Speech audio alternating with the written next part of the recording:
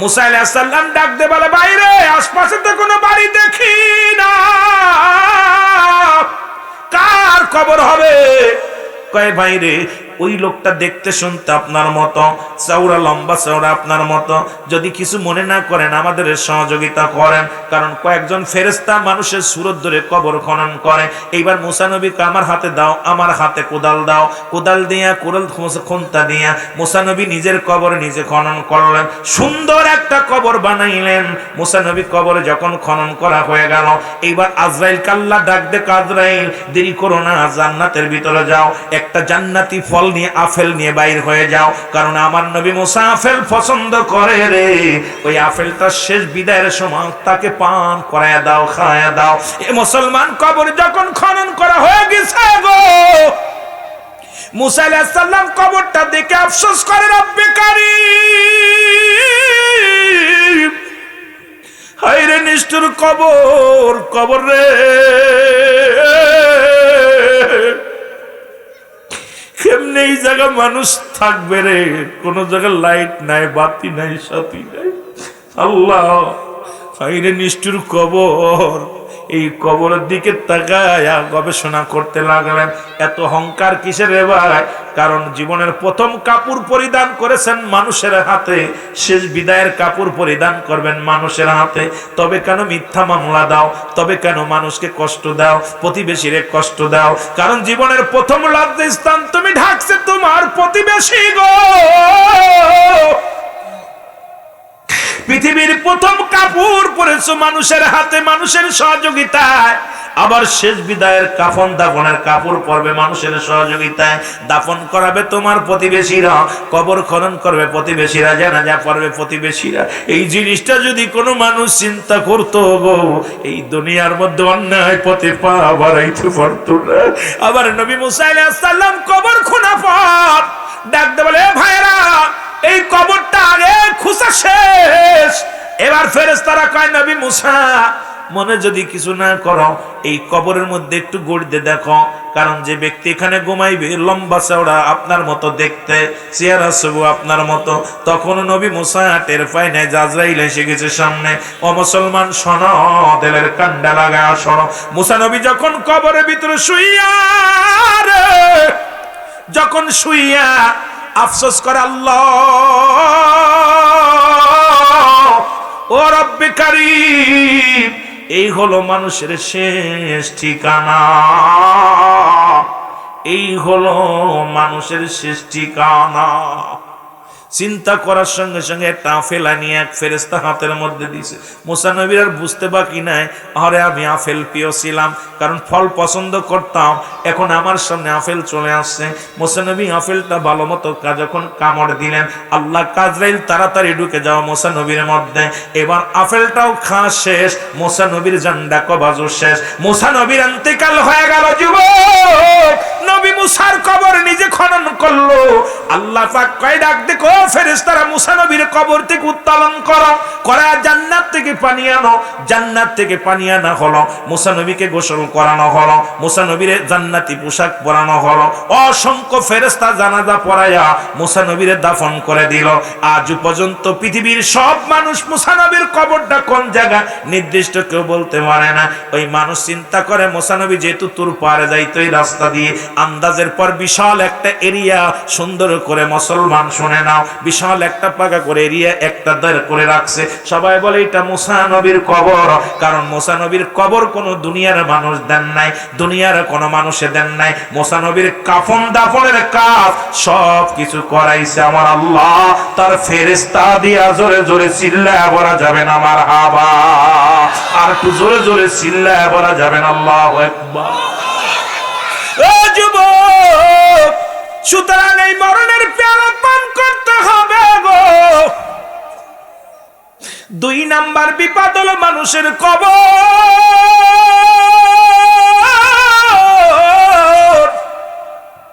এই কবরের মধ্যে শোয়ানোর পর একজন ফেরেশতা আসে, আপনারা জানেন সেই ফেরেশতার নাম হলো মুনকার নাকির, ঠিক কিনা?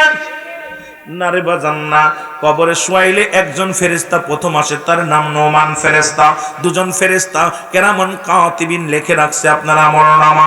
এইবার একজন কবরে শোয়ানোর পর সঙ্গে সঙ্গে আগমন করবে একজন ফেরেশতা, তার নাম নোমান ফেরেশতা। হাতের মধ্যে 2 টুকরা কাগজ থাকবে, হাজির হয়ে যাবে। ডাকতে বলবে হিরণ ভাই, ডাকতে বলবে হিরণ সাহেব ওঠো, লুৎফর রহমান ওঠো, রুহুল আমিন ওঠো। আপনাদের বোঝানোর জন্য বললাম। এবার উঠবে বান্দা, উঠা পড়া হাতের মধ্যে দিবে একটা কাগজ ধরায়া। বান্দা বলবে এটা কি? কয়ে তোমার 40 বছরের আমল, 50 বছরের আমল। বান্দারে যার যার আমল নামা তার লেখা লাগবে, কোনো টিপসই চলবে না, কোনো সুপারিশ চলবে না। এবার নোমান ফেরেশতা ডাকতে বলবে ভাই তুমি লেখো। এবারে লিখবে বান্দা, ডাকতে বলবে আমি লিখবো কেমনে রে, আমার কাছে তো কোনো কলম নাই রে, আমার কাছে তো কোনো কলম নাই। ফেরেশতা বলবে বান্দা কলম হলো তোমার ডান হাতের শাহাদাত আঙ্গুল মোবারক। আমি আপনাদেরকে অনুরোধ করে যাই, এই হাত দিয়ে আর ঘুষের কারবার করিস না, এই হাত দিয়ে আর সুদের কারবার করিস না, এই হাত দিয়ে হারাম পথে টাকা উপার্জন করিস না, ব্যয় করিস না, এই হাত দিয়ে টাকার পতিতালায় দিস না, গান বাজনায় দিস না, এই হাত দিয়ে মসজিদ দান কর, মাদ্রাসায় দান কর, ভালো কাজে কাজ কর। এ যুবক তোমার ডান হাতের শাহাদাত আঙ্গুল মোবারক হবে কলম। বান্দা বলবে আমি কলম পাইলাম, এখন আমার তো কালি দরকারে, কালি নাই। কালি বলবে তোমার মুখের থুতু মুবারক তোমার কালি, তোমার মায়ের গর্ভে যখন ছিলা রব্বুল আলামিন তোমার মুখ দিয়া না পাক পানি খাওয়ার নাই, তোমার এই নাভির সঙ্গে মায়ের নাভিটা জুড়াইয়া দিছে। আরে ও যুবক, কারণ এই মুখ দিয়ে কোরআন পড়বি, এই মুখ দিয়ে নবীর দুরূদ পড়বি, এই মুখ দিয়ে আহ্বান করবি, সত্যের আহ্বান করবি। এই যে রব্বে কারীম এই মুখটার মধ্যে কুরক্ত দেন নাই, আর কুরক্ত খাওয়ান নাই। আজকে বড় হইয়া যখন গাজার মধ্যে টান দাও, আমাদের মধ্যে টান দাও, বিড়ির মধ্যে টান দাও, রব্বে কারীম বড় কষ্ট পায়, বড় কষ্ট লাগে রে যুবক। শুনে নাও আমার যুবক বন্ধুরা, ও যুবক বন্ধুরা শুনে নাও। ফেরেশতা বলবে কালি তোমার মুখের থুতু মোবারক, কালি যখন পেয়ে যাবে রে যুবক বাবারা শুনে নাও। এবারে ডাকতে বলবে বান্দা তাড়াতাড়ি লেখো গো। বলে আমি কালি পাইলাম, এখন আমি লিখবো কেমনে? বলে 3 টুকরা কাপড়ের কাপড় দেয়া হয় সঙ্গে। ও ভাই 5 টুকরা কাপড়ের কাপড় দেয়া হয়, 1 টুকরা কাপড়ের কাপড় টান দিয়ে খুলে নিবে, নিয়ে বল বান্দা লেখো। এবার মিনিটের মধ্যে সেকেন্ডের মধ্যে লেখা হয়ে যাবে। আর একটা টুকরা টান দিয়ে কাড়ি হাত থেকে কেড়ে নিবে, আর একখান কাপড়ের কাপড় কান টান দিয়ে খুলে নিবে গা থেকে, নিয়ে বল বান্দা লেখো।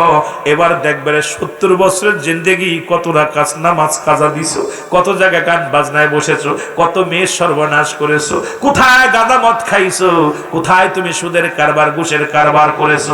ডাকতে বলবে ফেরেশতারা রে আমি লিখতে পারি না। এ মুসলমান ডান দিক থেকে মাটি চাপ দিবে রে,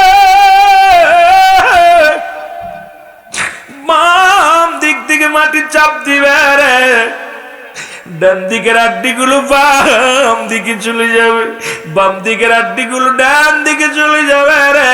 কবরে আযাব হয় যদি বিশ্বাস না হয়, বাড়ি যাইয়া আপনার মা বাবার কবরের কাছে একটা গরু বানবেন, একটা ছাগল বানবেন, বান্দিয়া দূরে দাঁড়ায় থাকবেন, ভালো খাবার দিবেন। দেখবেন গরুটা চোখ দিয়ে দর দর করে পানি ছেড়ে দিছে, টালু মালু তাকাইবে, রশি ছিঁড়াছিঁড়ি করবে। কারণ মুসলমান পৃথিবীর মধ্যে একমাত্র দানব এবং মানব বুঝতে পারে না কবরে আযাব, সমস্ত প্রাণী কবরে আযাব বুঝতে পারে।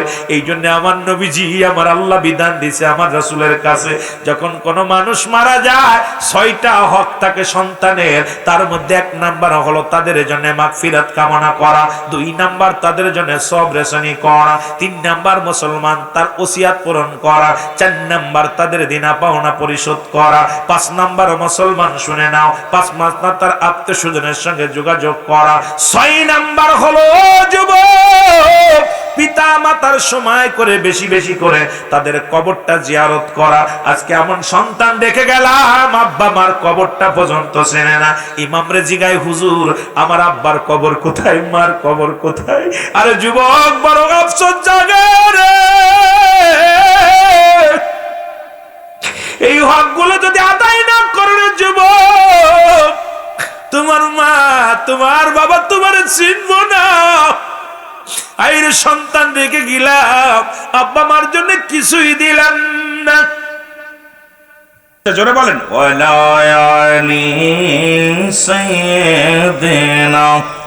মাইকি টানে কম ভাই, মাইকি টানে কম। এ দুনিয়ার মুসলমান গভীর মনোযোগ। যে কথা বলতেছিলাম, যেহেতু মুসলমান দুইটা টাইমে মরণ হয়। পৃথিবীর মধ্যে তিনটা বিপদ।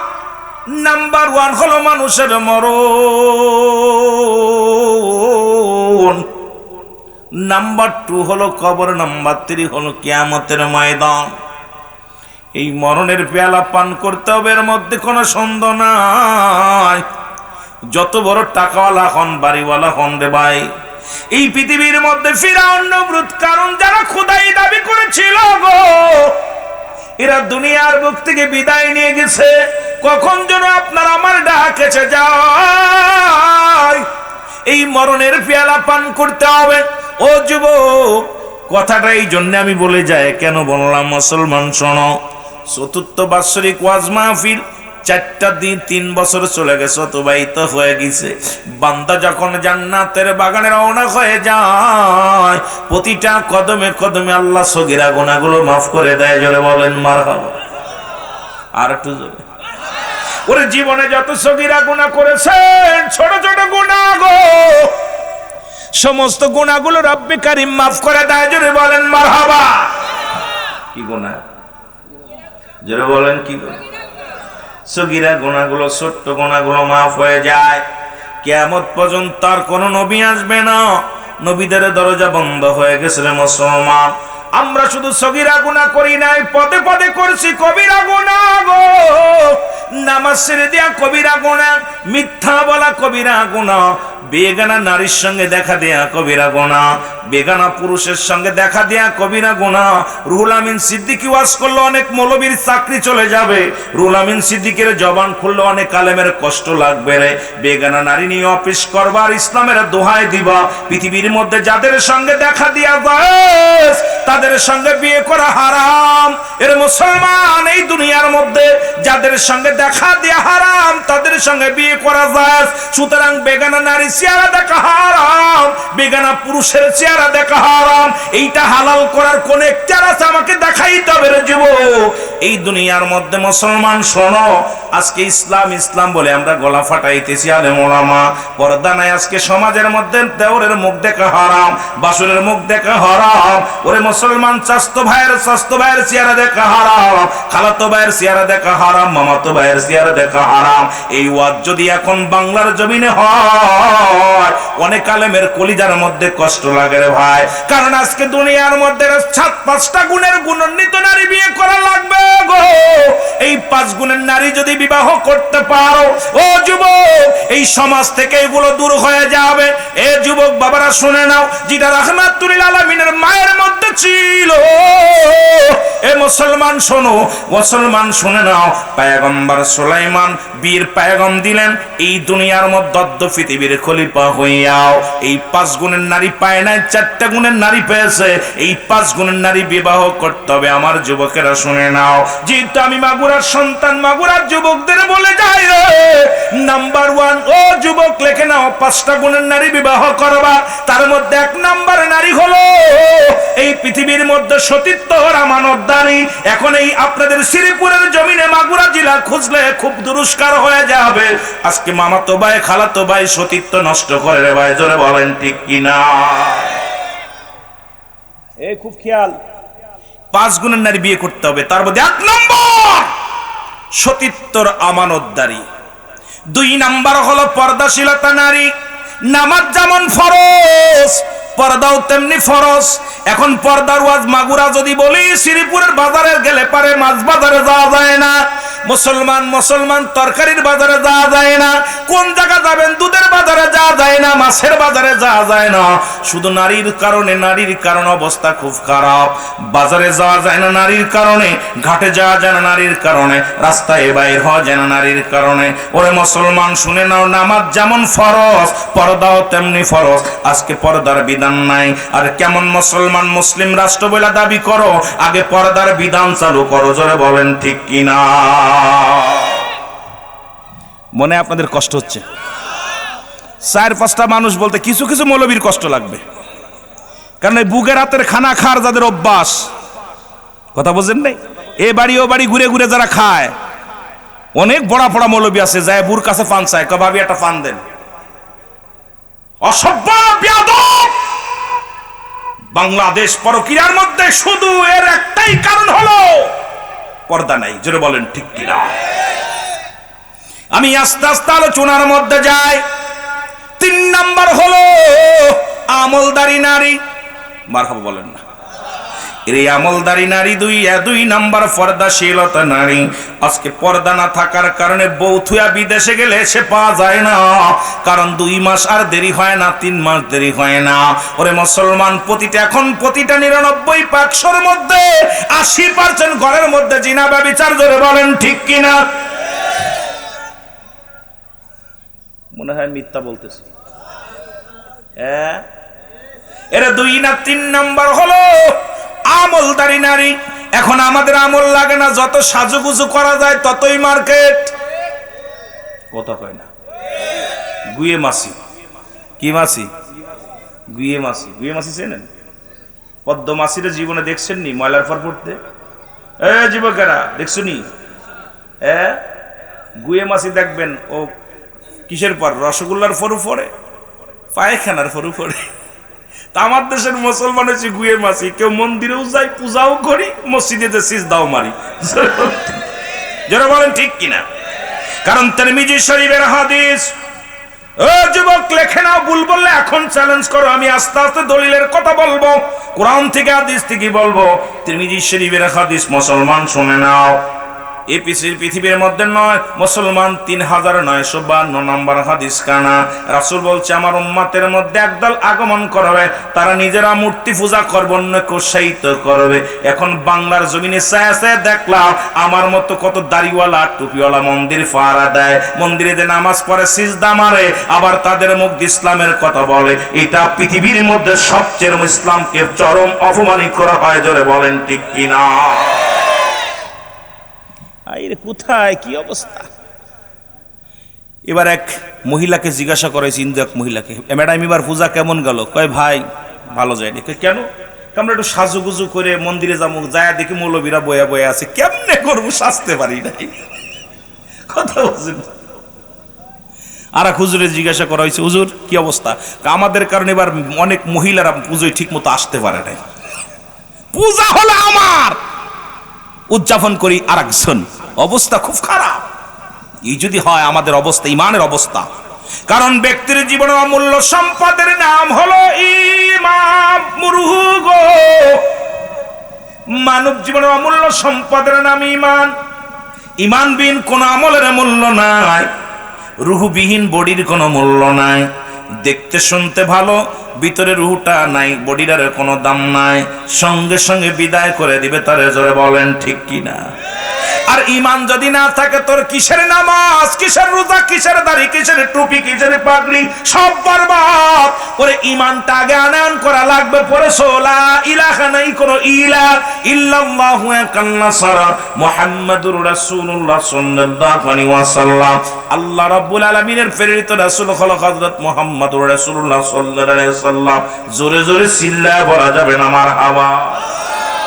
এখন দিতে হইলা বানাইলা। ও যুবক,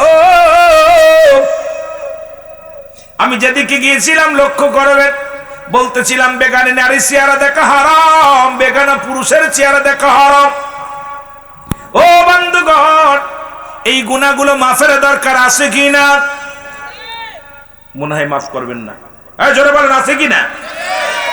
আল্লামা কুতুবী রাহমাতুল্লাহ বয়ান করে, দুনিয়ার মানুষ শুনে নাও, বান্দা যখন কবরের ভয়ে, জাহান্নামের ভয়ে, কবরের ভয়, জাহান্নাম অন্তরে বড় প্রবেশ করেছে। তওবা করে জান্নাতের বাগানে এসে খাস্তওবা করে আল্লাহ বলে ডাক দেয়, রব্বে কারীম, বান্দার জীবনের সব গুনাহ মাফ করে দেয়। জোরে বলেন মারহাবা। এখন 3টা বছর পার হয়ে গেল মাহফিল খানা। এই 3 বছরের মধ্যে যদি গুনাহ মাফ না করে নিয়ে যেতে পারি গো, তোমার জীবন বড় বরবাদ। আমি মনে করি তোমার কপালের দোষ, তোমার কপালের দোষ। এত সুযোগ পাইয়া জান্নাতের বাগানাইয়া সগীরা গুনাহ মাফ করলা, বইয়া তওবা করিয়া কবিরা গুনাহগুলো মাফ করে নিবা। এই সুযোগ পাওয়ার পর যদি গুনার বোঝা নিয়ে বাড়িতে যাও, আমি মনে করি তোমার কপাল খারাপ। জোরে বলেন ঠিক কিনা? এই জন্য যেহেতু রাত্রে আর দিনে মৃত্যু হয়, রাত শুরু করেছি একটু তওবা করি যেন আল্লাহ আমাদের মরণটা আসানে দেয়, যেন ঈমানের সঙ্গে হয়। সবাই তওবা করেন, আস্তাগফিরুল্লাহ রাব্বি মিন কুল্লি যামবিন ওয়া তুবু ইলাইহি লা হাওলা ওয়ালা কুওয়াতা ইল্লা বিল্লাহিল আলিয়্যিল আযীম। লা ইলাহা ইল্লাল্লাহু মুহাম্মাদুর রাসূলুল্লাহ। আশহাদু আল্লা ইলাহা ইল্লাল্লাহু ওয়াহদাহু লা শারীকা লাহু ওয়া আশহাদু আন্না মুহাম্মাদান আবদুহু ওয়া রাসূলুহু। জোরে জোরে চিল্লা চিল্লা জোরে জোরে আওয়াজ দেবেন আল্লাহু আকবার। মদিনা যাইতে পারলাম না, মদিনা। আওয়াজ দিয়ে বলেন মদিনা যাইতে পারলাম না, মদিনা। আমি অসহায় তাই এত দূরে রই, আমি অসহায় তাই এত দূরে রই, শুধুই সালাম জানাই। বলো শুধুই সালাম জানাই, মদিনা লাম না, মদিনা। এ দুনিয়ার মুসলমান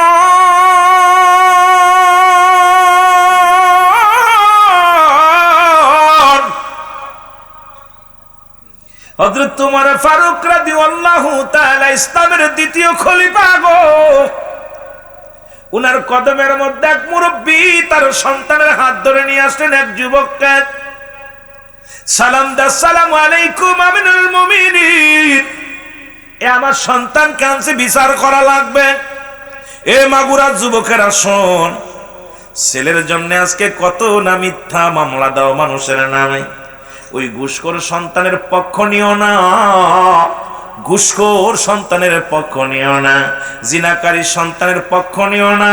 বেনামাজির বাবা হয় ও না বেনামাজি মুসলমান। শোনো, সুদ করে বেনামাজি গাঁজাখোর মদখোরের বাবা হয় না। পৃথিবীর মধ্যে ত্যায্য করে দাও সন্তানের বেনামাজি বেপরদা নারীর। এরা মুসলমান শুনে নাও। হযরত ওমর ফারুক ডাক দে কয়, ও বৃদ্ধা, এ কি তোমার সন্তান? বলে জি হুজুরি, নিয়ে আমার ছেলে, বিচার করা লাগবে। আমিনুল মুমিনিন ডাক দে বলে, যুবক, তোমার বাবা তোমাকে আমার কাছে আনছে বিচারের জন্য, তুমি কি উনি কি তোমার বাবা হয়? বলে জি হুজুর, উনি আমার বাবা হয়। বলে তোমার বিরুদ্ধে অভিযোগ? বলে আমিনুল মুমিনিন, আমি জানি আপনি ন্যায়পরায়ণ, বাদশা আপনার কাছে ন্যায় বিচার পাবো। বাবাই যখন বলছে আপনার কাছে আনার জন্য, আমি তো দেরি করি নাই, সঙ্গে সঙ্গে আব্বার সনে রওনা দিছি। এরে খলিফা হযরত ওমর ফারুক ডাকতে বলে, বৃদ্ধা গো, তোমার অভিযোগগুলো বর্ণনা করো। বৃদ্ধা বলে, হুজুর, সন্তান বড় হয়ে গেছে, আমার গায়ের মধ্যে বল নাই, আমি শাসন করতে ভয় পাই বড়, এই জন্য আপনার কদমের মধ্যে আনছি, সন্তানের বিচার করা লাগবে। খলিফা ওমর কয়, কি কি অন্যায় করেছে বলো? বলে 1 নাম্বার, আমার সন্তান মাদক সেবন করেছে। যেহেতু সিটু একটা পায়ে গেছি সামনে, এই বরাবর ওয়াজ দেখি করি, তারপর আলোচনায় যায়। এর ডাক দে বলো, হুজুর, 1 নাম্বার অপরাধ, আমার সন্তান মাদক সেবিকা গো। আমার যুবক বন্ধুরা শুনে নাও। আর হযরত ওমর ফারুক ডাকতে বলে, ও যুবক, তুমি কি মাদক সেবন করো? বলে, জি হুজুর। বলে, মাদক সেবন করো কেন? এটা তো গুরুতর অপরাধ। বলে, হুজুর আগে জানতাম না, এখন জানলাম। ও মুসলমান শুনে নাও, যে কাজ করলে তো মুসলমান ক্ষতি সাধন হয়, দেহের ক্ষতি সাধন হয়, এটাই তো সম্পূর্ণ হারাম করেছে আমার আল্লাহ। সুতরাং পৃথিবীর মধ্যে আজকে মদ গাঁজা জুয়া যেভাবে চলছে রে মুসলমান, শোনো, আজকে একটা বাড়ি কন্ট্রোল নাই, একটা ঘর কন্ট্রোল নাই। ও যুবক, আমি আস্তে আস্তে আলোচনার মধ্যে যাই। ডাকতে বলে, হুজুর দ্বিতীয় নাম্বার অপরাধ গো, আমার সন্তান মানুষ হত্যা করেছে। খলিফা হযরত ওমর ফারুকের চোখ দুটি লাল হয়ে গেছে রে। ডাকতে বলে, যুবক রে, তুমি নাকি মানুষ হত্যা করেছো? বলে, জি হুজুর। বলে, তুমি কি জানো না মানুষ হত্যা করা মাফ? বলে, হুজুর জানতাম না, এখন জানছি। কয়ে, তোমার এর বিচার হবে। হুজুর মেনে নিলাম, আপনি যে বিচার করবেন সেই বিচার আমি মেনে নিলাম। তৃতীয় অপরাধ হুজুর, তৃতীয় বিচার হলো আমার সন্তান জিনা ব্যভিচার করে। এ যুবকরা, ওয়াজ একটু কান দেয়া হুনো। কি করে? জিনা করে। উমরে ফারুক খুব ক্ষিপ্ত হয়ে গেছে। হযরত উমরে ফারুক রাদিয়াল্লাহু তাআলা কেন যেন একদম টকবক করতেছে রক্ত। ডাকতে বলে, যুবক তুমি কি জিনা করছো? বলে, জি হুজুর। বলে, তুমি কি জানো না জিনা করা হারাম?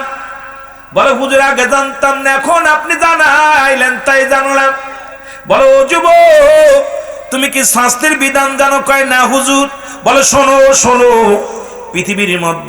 পৃথিবীর মধ্যে কোন যদি যুবক, কোন অবিবাহিত নারী, অবিবাহিত পুরুষ যদি জিনা করে, শাস্তির বিধানটা নিয়ে যাও কালীনগরের বাবারা, কালীনগরের পূর্ব পাড়ার যুবকেরা, শ্রীপুরের জগতের বাবারা, আমার একটু লক্ষ্য করে শুনবেন। এর এক নাম্বার, যদি কোনো অবিবাহিত নারী, অবিবাহিত পুরুষ জিনা করে গো, থাক ভাই, থাক, এ ভাই থাক, ঠিক আছে। এর যদি কোন ব্যক্তি জিনা করে, শাস্তির বিধান হলো 100 ডুরা তার গায়ের মধ্যে মারতে হবে। যদি সে কয়েক ডুরা মারা পর যদি মারা যায়, ও মুসলমান, সে কাফন পাবে, দাফন পাবে, জানাজা পাবে। শুধু অবিবাহিত থাকার কারণে তার জন্য কাফন জায়েজ আছে, তার জন্য জানাজা জায়েজ আছে, তার জন্য দাফন জায়েজ আছে। মুসলমান, দাফন করানোর পর বাকি যে বেতের আঘাতগুলো থাকে এটা তার কবর উপরে মারতে হবে। এটা হলো কোরআনের আইন, এটা হলো হাদিসের আইন। শুনে নাও, একটা বিচার যদি শ্রীপুরের জমিনে হতো, আমার দেশের এই যুবক যুবতী জিনা ব্যভিচার চিরতরে বন্ধ হয়ে যেত। যারা বলেন ঠিক কিনা? এবার বিবাহিত নারী, বিবাহিত পুরুষ আজকে বউ থুয়ে গেলে বিদেশে পাও না। অনেকে স্বামীর আমানত নষ্ট করে, স্ত্রী।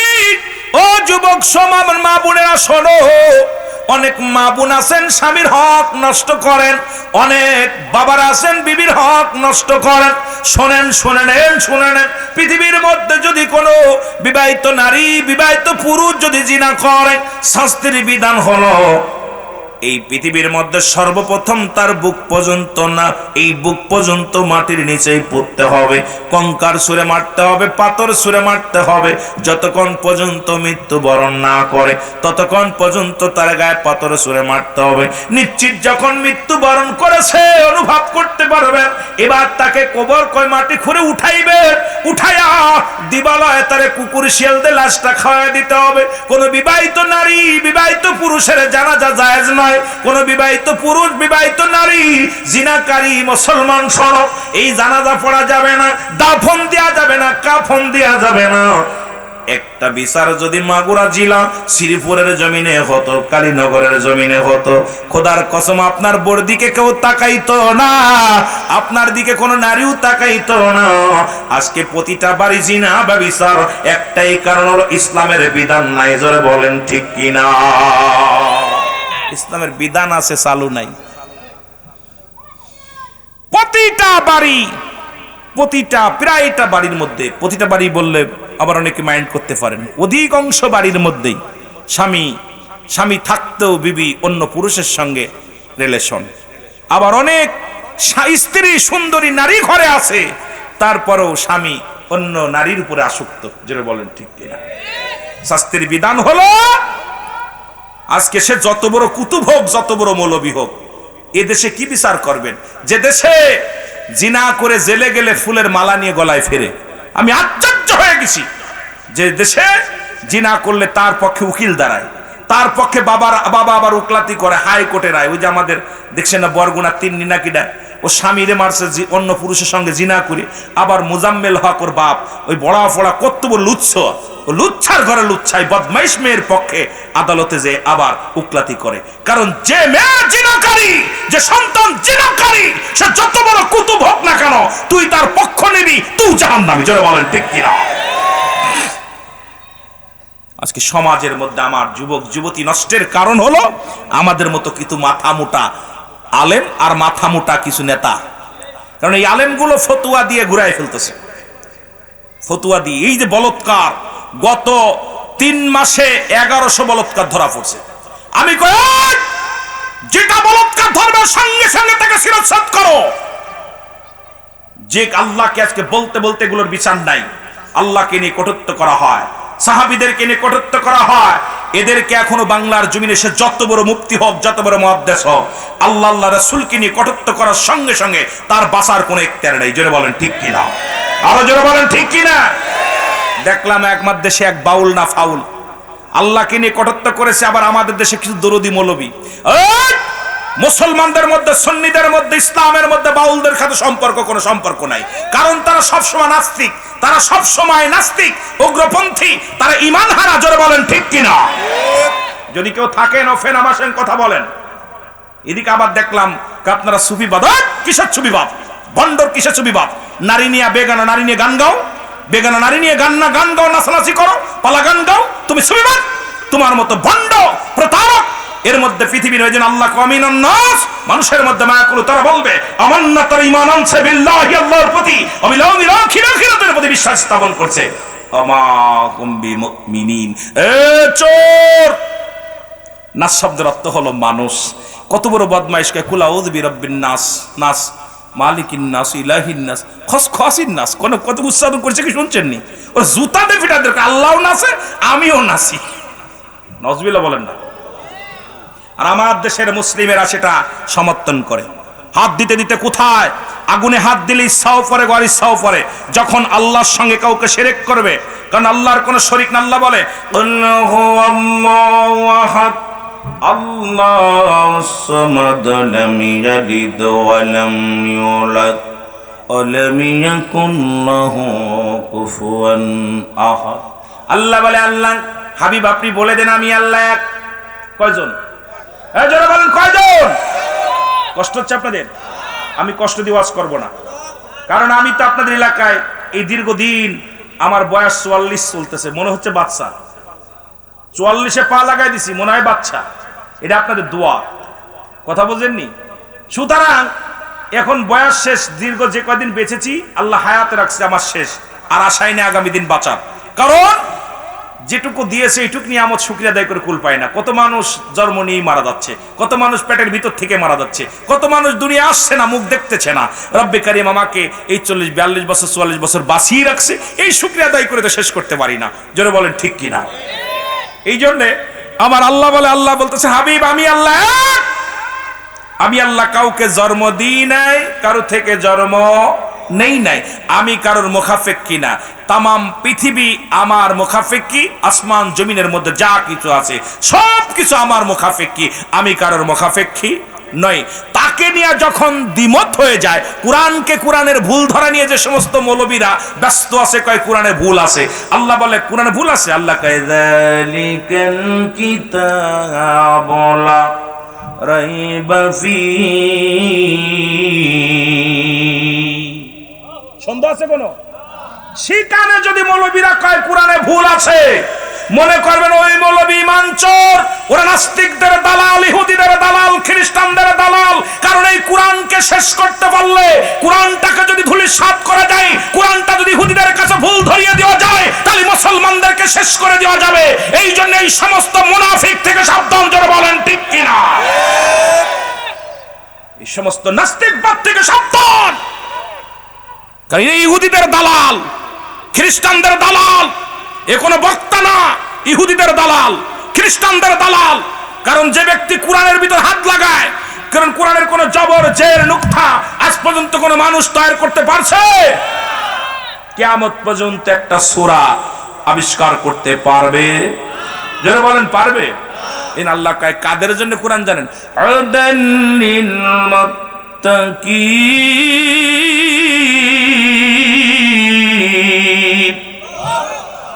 একমাত্র হেদায়েত প্রাপ্ত বান্দাদের জন্য, আউল ফাউলের জন্য না। আউল ফাউল বক্তা আমার বক্তার জন্য নয়, মৌলবীর জন্য নয়, কোন মুন্সির জন্য নয়, একমাত্র হেদায়েত প্রাপ্ত বান্দাদের জন্য কোরআন। আর এই হেদায়েত প্রাপ্ত বান্দা কোরআনকে ভালোবাসে, কোরআনকে মহব্বত করে, আল্লাহর দ্বীনকে মানে, ঈমানটা খাঁটি করছে। আর এই মুনাফিক আউল বাউল বক্তা আর আউল বাউল মৌলবী এই সমাজের মধ্যে কোরআনকে যারা রিসার্চ করতে যাইয়া, এই পৃথিবীর মধ্যে কোরআনকে রিসার্চ করতে যায়, মাইকেল জ্যাকসন কালেমার মালা পড়েছে, কোরআনকে গবেষণা করতে যায় হাজার হাজার মুসলিম ঈমান আনছে, কোরআনকে রিসার্চ করতে যায় অসংখ্য কাফেররা ঈমান আনছে। আর আমার দেশের মুসলমান কোরআনকে রিসার্চ করতে যায় খালি ভুল পাচ্ছে। কথা কয় না কেন? কথা কয় না কেন? কথা বুঝছেননি? কষ্ট হচ্ছে? ওরা শিক্ষিত শয়তান, ওরা শিক্ষিত শয়তান, ওরা শিক্ষিত দুর্নীতির ওই রাকড়ায় বসে জাহির করে জ্ঞান, কলম দিয়া কামাই টাকা, কলম দিয়া কামাই টাকা, আবার ধরে সাধুর ভান, ওরা শিক্ষিত। আর একটু জোরে বলা যাবে না, ওরা শিক্ষিত শয়তান, ওরা শিক্ষিত। ওরা হলো জাতির নাকি মহামারী মহাতন, ফাইলে কলম ঠেকাইয়া চালায়ুরা নির্যাতন, ঘুষের টাকায় ওদের ভুড়ি, ঘুষের টাকায় ওদের ভুড়ি, করে যে টান টান, ওরা শিক্ষিত। আমলিগ বিএনপির নামও নাকি কোরআনে আছে। কথা বুঝেন না? ওদিক আবার বলতেছে কোরআনের ভিতরে ফিরানো কি কার কি যেন বললো, এটার নামও আছে। আশ্চর্য হয়ে যায় মাঝে মাঝে এগুলো খেয়াল করি, আশ্চর্য হয়ে যায় তখন আল্লাহ এদেরকে কি দিয়া মানুষ করছে।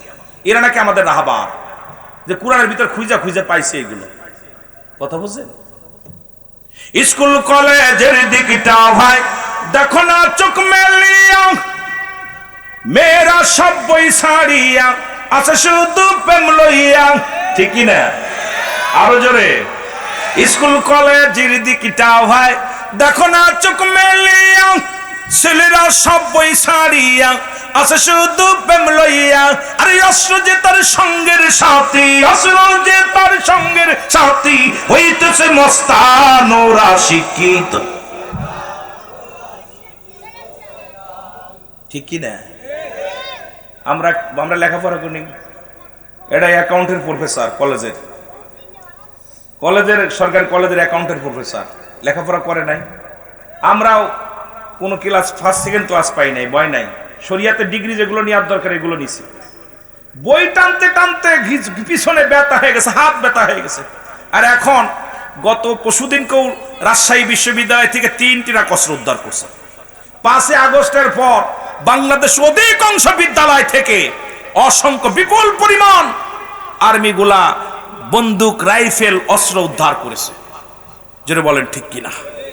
কারণ এখন আর পড়ালেখা নাই, এখন খালি রাজনীতি। যে দলের হয়ে আমাদেরকে ক্যাডার বানাইতেছে। আর এই নেতা, মাথা মোটা নেতা বয়া বয়া থাকে, নির্বাচনের আগে পায়ে ধরে ভাই ভোট দিন, আব্বা মা খালু দাদা কত কথা কয়, নির্বাচনের পরে আর খুঁজে না পাওয়া যায়। জোরে বলে ঠিক কিনা? কারণ আমিও ভুক্তভোগী। আজ যে সাকিবুল হাসান চেনেননি? উনি আমার বড় কাকা শালাস ছিলেন। শেখ সাহেবরা চেনেন? ফুফতো ভাই। কথা বুঝেননি? এগুলো পরিচয় দিতে গেলে সব নেতারা চিনি। যেই বড় হয়ে গেছে একসময় আয়া পোলাপানের সঙ্গে খেলা করতো, যেই বড় হয়ে গেছে এর আর খুঁজে পাই না, আসলে অহংকার। এগুলো আমি ভুক্তভোগী। আমি নিজাম চেয়ারম্যানের বাঁচতে পরিচয় যদি নিজেরটা দিই ও সব চেনবেন মাগুরায়, কিন্তু নিজের পরিচয় এত পরিচয় প্রয়োজন নাই। এই যে হিরণ ভাই, এত চিনি, আমার পরিচিত, যিনি আজকে প্রধান অতিথি। এ মুসলমান, বাংলাদেশে কিন্তু এই সমস্ত নেতাদের চিনা আছে যে আঙ্গুল খুলে কলা গাছ হয়েছে। আরে দাম পোশাকে পেটে পেটে ঘষা লাগে, বুকি নেয় না। জোরে কোন ঠিক কিনা? পেটে পেটে ঘষা লাগে, পেটের ভিতর থাকে ময়লা, আপনার পেটে ময়লা আমার পেটে ময়লা, ঘষণ লাগলে মুনাফিকি বাড়তেছে। আর জোরে বলে ঠিক কিনা? বুকে ভালোবাসা, বুক মেশে না। কথা বুঝিনি? বুক মিশতেছে না, একটাই কারণ হলো ধোঁকাবাজে ধরে ফেলেছে, ধোঁকাবাজে ধরে ফেলেছে। জোরে বলেন ঠিক কিনা? এ যুবকেরা কথা খুশনি কেন? কষ্ট হচ্ছে, কষ্ট হচ্ছে। আল্লাহ কবুল করে। জোরে এই উঠলি কে? বয় মুখ চাপিছে, পলিথিন নিয়ে আসতি, একটা ফলে নিয়ে আসবি। এই বয়সে ডায়াবেটিস হলেই তো নি রে, সব ডায়াবেটিস ধরছে নি। হাসি না বাবা, মাহফিলে কানতে হবে, চোখের পানি ফেলতে হবে। আমি রুল আমিন সিদ্দিকী হাসি রহস্য দিতে পারি না। যতগুলো ওয়াজ দেখবেন আপনারা বাড়ি বসে দেখছেন সত্য ইসলাম, তহিদেরি মুর্শিদ আমার, কলধ্বনি আমার অনুষ্ঠান, মাই টিভিতে সত্য ইসলাম, আর টিভিতে তহিদেরি মুর্শিদ আমার, সওয়াল জবাব আমি গুনাহগার পরিচালনা করে থাকি। বাংলাদেশে একাধিক টেলিভিশন আলোচনা করে থাকি। কিন্তু আমি মাগুরার ছেলে, অনেকেই চেনেন, আমার বাড়ি সকলে যেন খোল নাই, অনেকেই জানেন আমি মাগুরার গৌরব। কিন্তু আমার পরিচয় আমি নিজে দিই অনেক সময়, যে আমি তো আমার মায়ের পরিচয় তো অস্বীকার করতে পারবো না। আমি যেখানে থাকি না কেন, আমার সবচেয়ে বড় পরিচয় আমি মাগুরার সন্তান। সবচেয়ে বড় পরিচয় একটা জেলা, অল বাংলাদেশে বিকশিত জেলা, সেটাই আমার মাগুরা জেলা। মারহাবা বলেন না? দেখছেন নি এত বড় একটা শুনে তাও সুসংবাদ শুনেও কথা কয় না। আমরা যে 100% শিক্ষিত এটাও শুকরিয়া আদায় করতেছে না। আর সবাই অশিক্ষিত হোক, খাতা কলমে তো আমরা 1 নাম্বার। কথা কয় না কেন? এখানেও চোর আছে, কত বড় বাটপাড়া আমার দেশে। মাগুরা খোঁজ দিলে প্রায় 60% 40% অশিক্ষিত, সেখানে যদি হয় বিকশিত, কত হেন দুর্নীতি। জোরে বলেন ঠিক কি না? এটা একটা দুর্নীতি না? দুর্নীতি। আল্লাহ কবুল করুক। জোরে বলেন আমিন। মহব্বতের সঙ্গে দুরূদ শরীফ পড়েন আল্লাহুম্মা। ওর চা খান ভাই কই? ওয়াদায়ানি সাইয়্যিদিনা।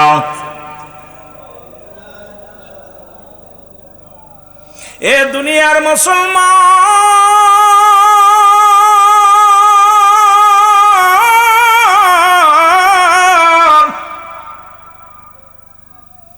যুবক বলে, আমিনুল মুমিনিন আপনি যে বিচার করবেন আমি মেনে নিব। মনে আছেন?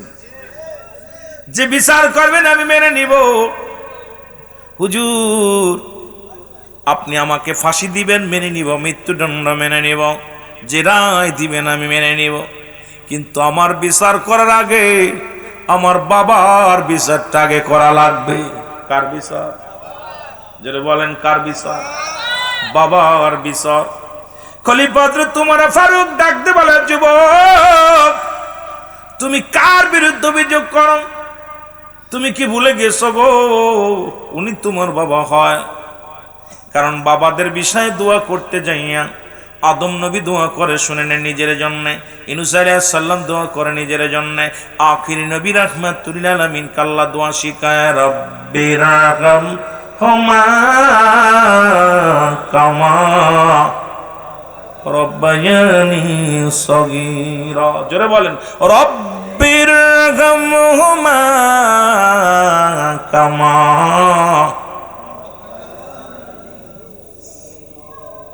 আরে দোয়া আল্লাহ কয়, হে হাবিব ওদেরকে দোয়া শিখাই দেন, আমার রব, আমার প্রতিপালক, হে আল্লাহ আব্বা মার সগীরা কবিরা গুনাহগুলো মাফ করে দাও। শিখায় কে? যারা বলেন শিখায় কে? আদম নবী নিজের জন্য দোয়া করে, আমার নবী নিজের জন্য দোয়া করে নাই, শুধু উম্মতের জন্য দোয়া করেছে। আদম নবী বলেন রব্বানা জালামনা আনফুসানা ওয়া লাম তাগফির লানা ওয়া তারহামনা লানাকুনান্না মিনাল খাসিরিন।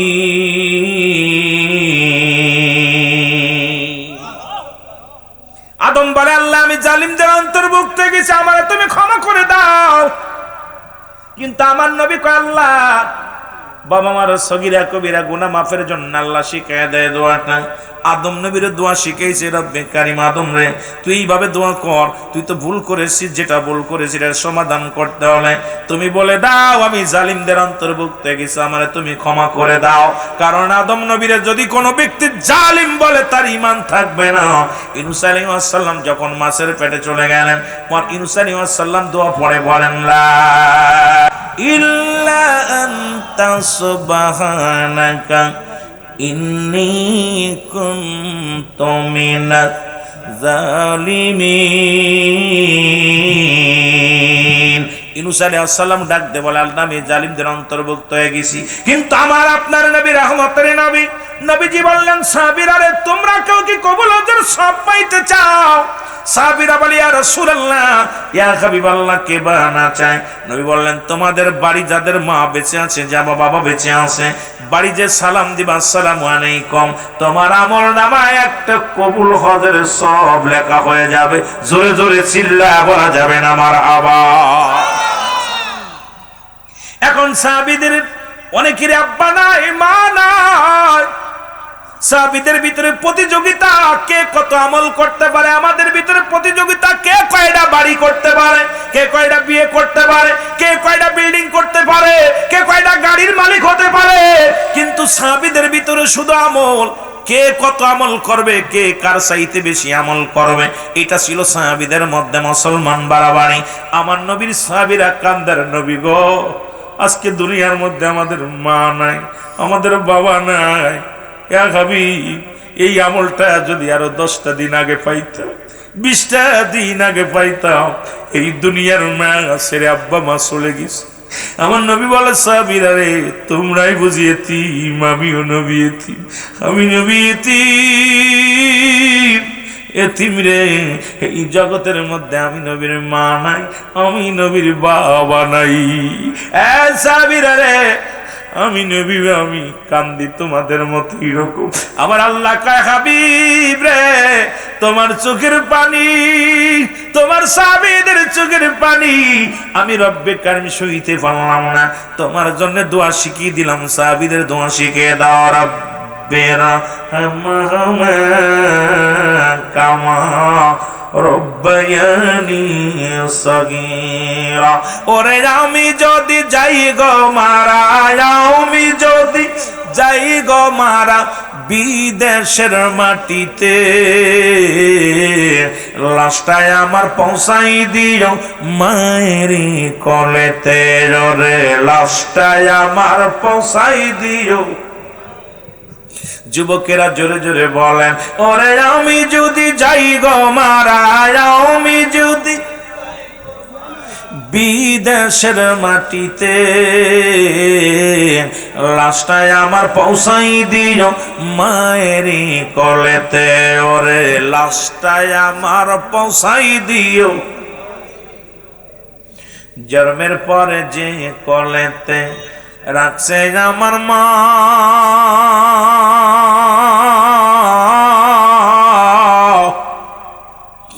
সেই মাকে না দেখাইয়া আমার দাফন দিও না এলাকাবাসী রে, আমি বইলা যাই তোমাদের ও শ্রীপুরবাসী রে, আমি জানাই যাই তোমাদের জন্মের পরে যে কলেতে রাখছে আমার মা,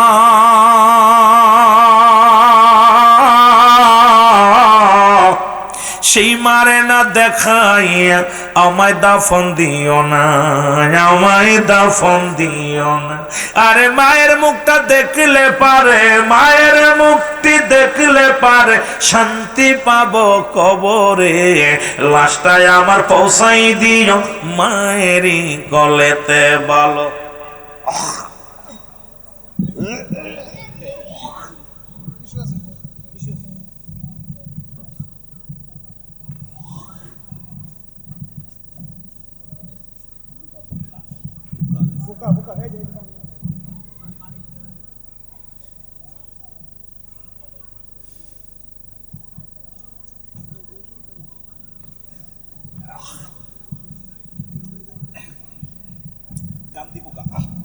মারহাবা।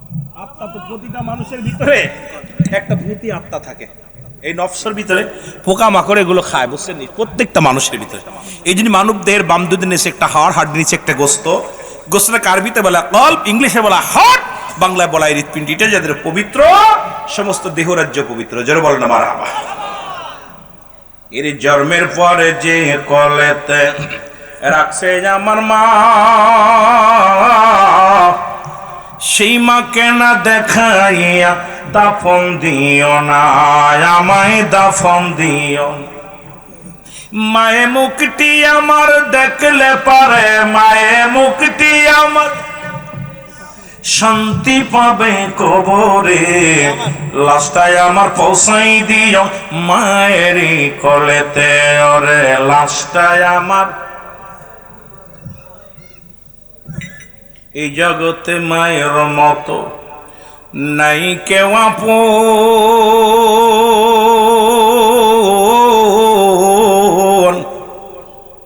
সেই মারে না দেখাইয়া আমার দিও না দফন। এই জগতে বাবার মতো নাই কেউ আপন,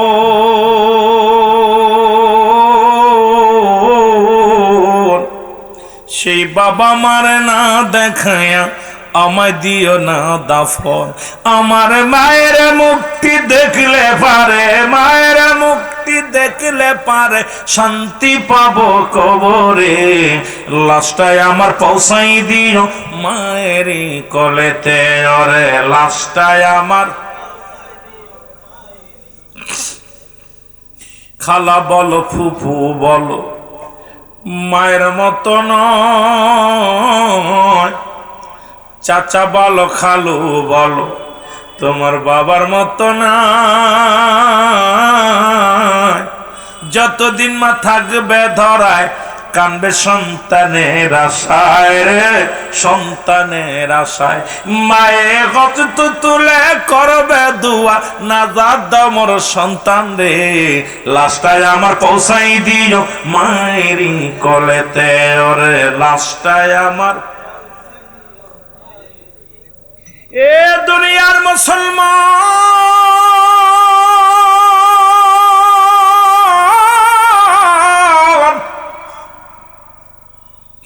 যুবক বন্ধুরা রে, দিলের কান্ডা লাগা শোনো। যুবক বলে হুজুর আমি জানি আপনি নাই পড়া নয় বাদশা, আমার বাবার বিচারটা কি করা লাগবে? কার বিচার মনে আছে? বাবার বিচার করা লাগবে।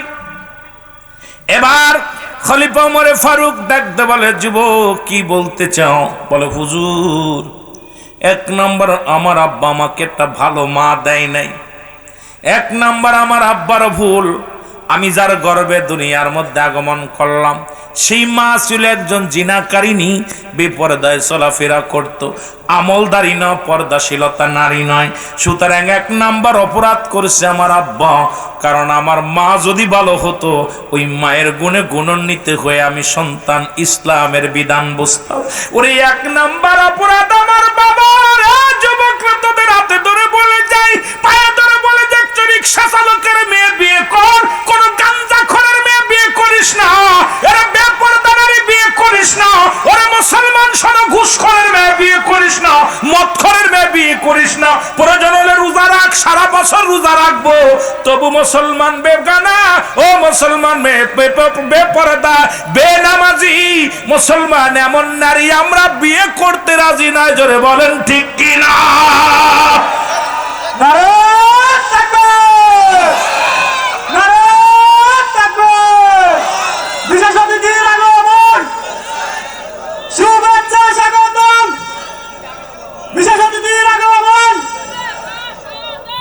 এইমাত্র আমাদের মাঝে আমাদের বিশেষ অতিথি জনাব বদরুল আলম বিশ্বাস হিরো এসে উপস্থিত হয়েছেন।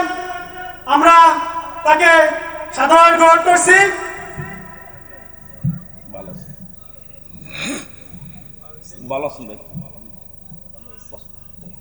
মহব্বতে দুরূদ শরীফ পড়েন আল্লাহুম্মা।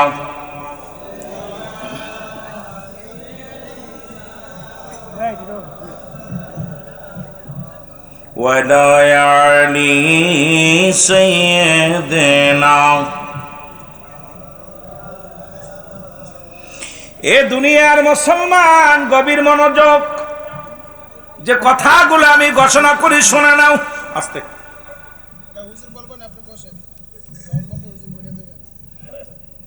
ওয়াজের ভিতরে ডিস্টার্ব খা দুইটা, যে প্রথম দুইটা, একটা রহমত একটা গজব। ওয়াজটা বাবা পৃথিবীর মধ্যে যত ইচ্ছা করেন করতে পারবেন না, এটা খোদা তাআলার দান, গড গিফট। জোরে বলেন ঠিক কিনা? এই জন্য আলোচনা একবার ফায়েজ কেটে গেলে আর আলোচনা উঠবে না। আমার সাথে পরামর্শ না করে কোনো সময়ের জন্য ভুল করবে না কোনো বক্তার সাথে, কারণ যখন আসবে আমাদের কানে কানে একটু বলে দিলে আমরা ইনশাল্লাহ এগুলো আমরা ব্যবস্থা করব।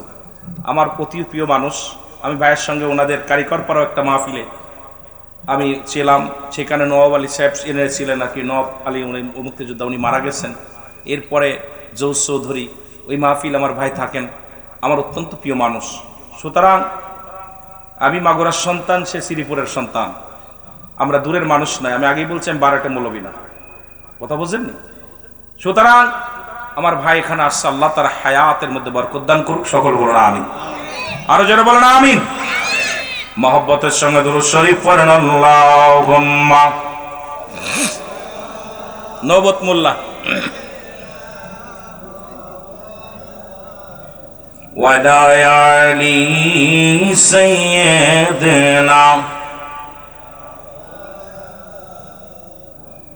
ওরে আসবে কবে সুখের একটা দিন গো এলাহি, আসবে কবে সুখের একটা দিন, বলো আসবে কবে সুখের একটা দিন গো এলাহি, আসবে কবে সুখের এলাহি।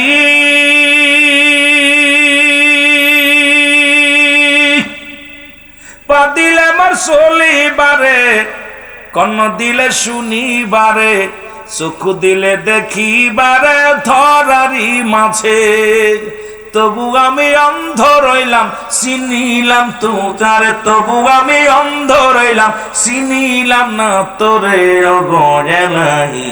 আসবে কবে সুখের একটা দিন, বলো আসবে কবে সুখের একটা দিন অগয়েলাহি, আসবে কবে সুখের একটা দিন, বলো আসবে কবে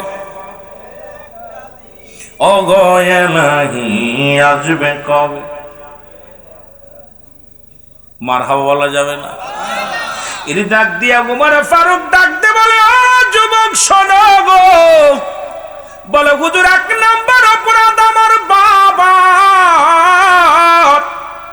ও যে বললাম 5টা গুণের নারী বিয়ে করবা গো, 4 নাম্বার গুণ হলো রূপবতী গুণবতী।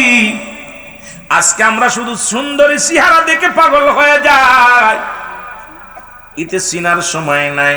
আগের যুগে যখন বিবাহ হতো মাতৃকুল পিতৃকুল যাচাই বাছাই করা লাগতো, মেয়ের মা আমলদারি কিনা, মেয়ে আমলদারি কিনা, পর্দা মানে কিনা। এখন তার গার্জিয়ানের কোনো মূল্য নাই। পছন্দ হয়েছে ক্লাস 6 থেকে পরের মেয়ের হাত ধরে টানাটানি শুরু করি, আইরে সমাজ আইরে জাতি শেষ হয়ে যায় না। মুসলমান শুনে নাও, যদি কোনো গুণবতী রূপবতী নারী যদি তোর সংসারে আসে, ওই মেয়েটা জীবনেও সারা জীবন মুসলমান স্বামীর আদর সোঁয়াজ পাবে না, তবুও দাঁত কামড়ে পড়ে থাকবে, স্বামীর পিঠে ধরে পড়ে থাকবে। কারণ চিন্তা করবে আমি যদি চলে যাই আমার আব্বা কষ্ট পাবে, আমার ভাই কষ্ট পাবে, মা কষ্ট পাবে। জীবনে ওই দুঃখের কথা কাউকে বলবে না। ও আমার যুবক বন্ধুরা শুনে নাও, আজকে গুন্না দেখে রূপ দেখা শুরু করেছি রে, আর এই রূপের কারণে আজকে প্রতিটা বাড়ির ভিতরে ঝামেলা। ওরে মুসলমান, এই বইয়ের মন রক্ষা করতে যাইয়া বাবা মায়ের হক আদায় হয় না। ওরে বাপ মার প্রতি 14 মুসলমান 12/6 হক এই দুনিয়ার মধ্যে ইন্তেকালের আগে হলো, ইন্তেকালের আগে হলো 6টা হক, ইন্তেকালের পরে হলো 6টা হক। এই 12টা হক আদায় করতে পারি না। তুমি যত বড় কুতুব হও না কেন, 3 শ্রেণীর মানুষের দোয়া কবুল হয় না।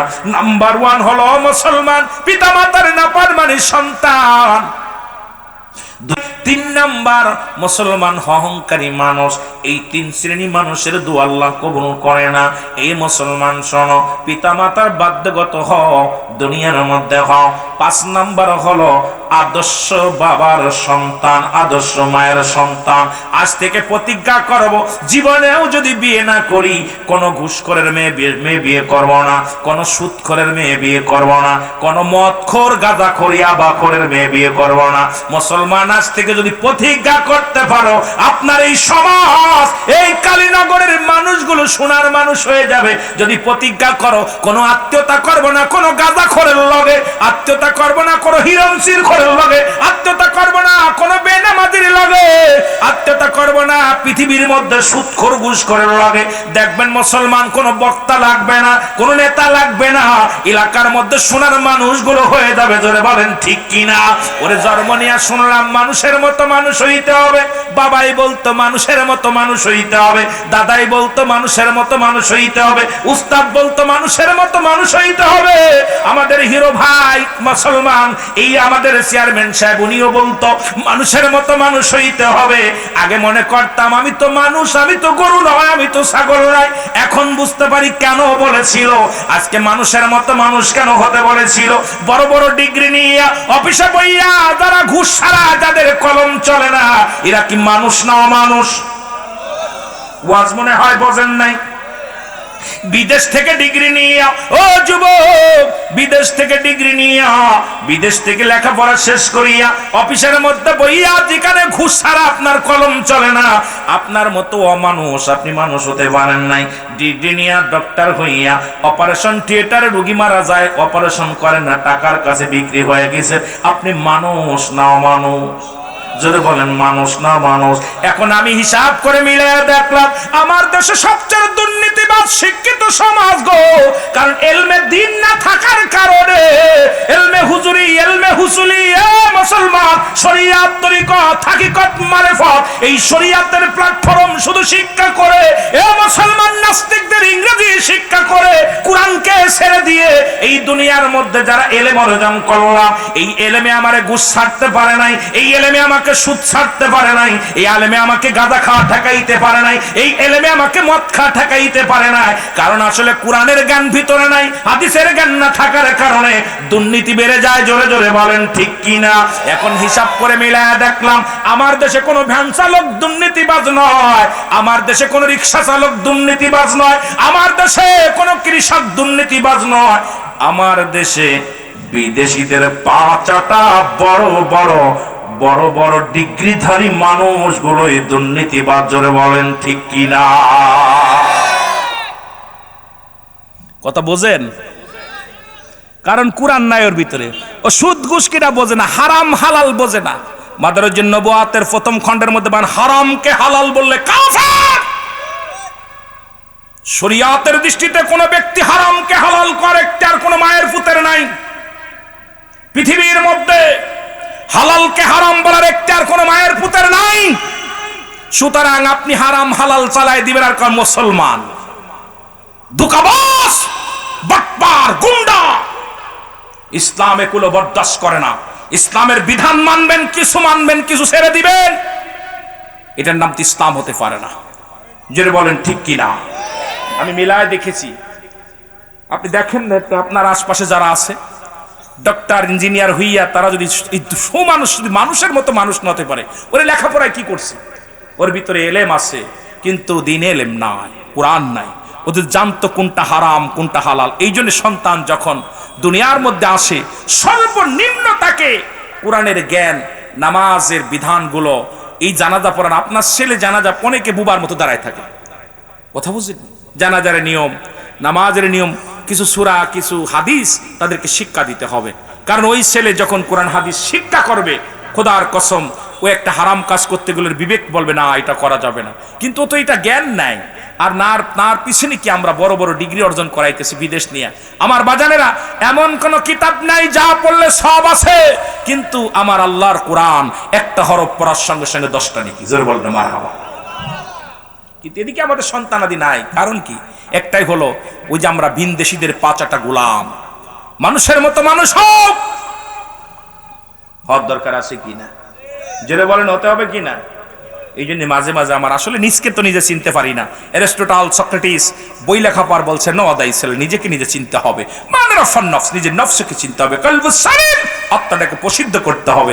আপনার আমার বাড়ির পাশে কুষ্টিয়া, লালন কইছে নিজকে নিজ চিনতে পারলে অন্যকে চিনা যাবে।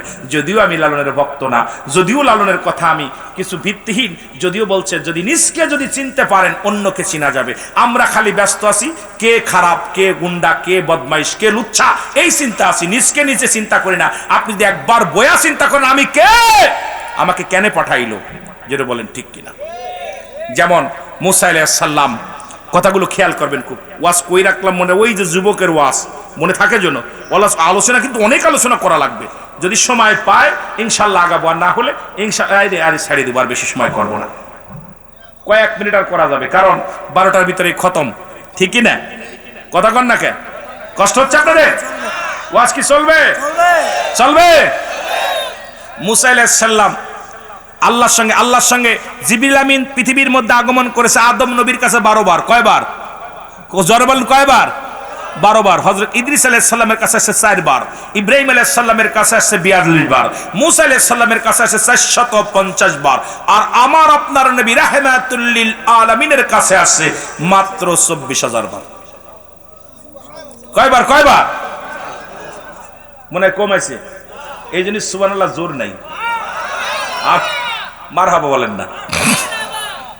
তা আল্লাহ রাব্বুল আলামিন আজরাইলকে পাঠাইছে মুসা আলাইহিস সালামের কাছে, আজরাইল যাও, মুসার তো জিন্দেগি শেষ, নিয়ে আসো, নিয়ে আসো। মুসা আলাইহিস সালামের কাছে আজরাইল সালাম দিছে, আসসালামু আলাইকুম হুজুর।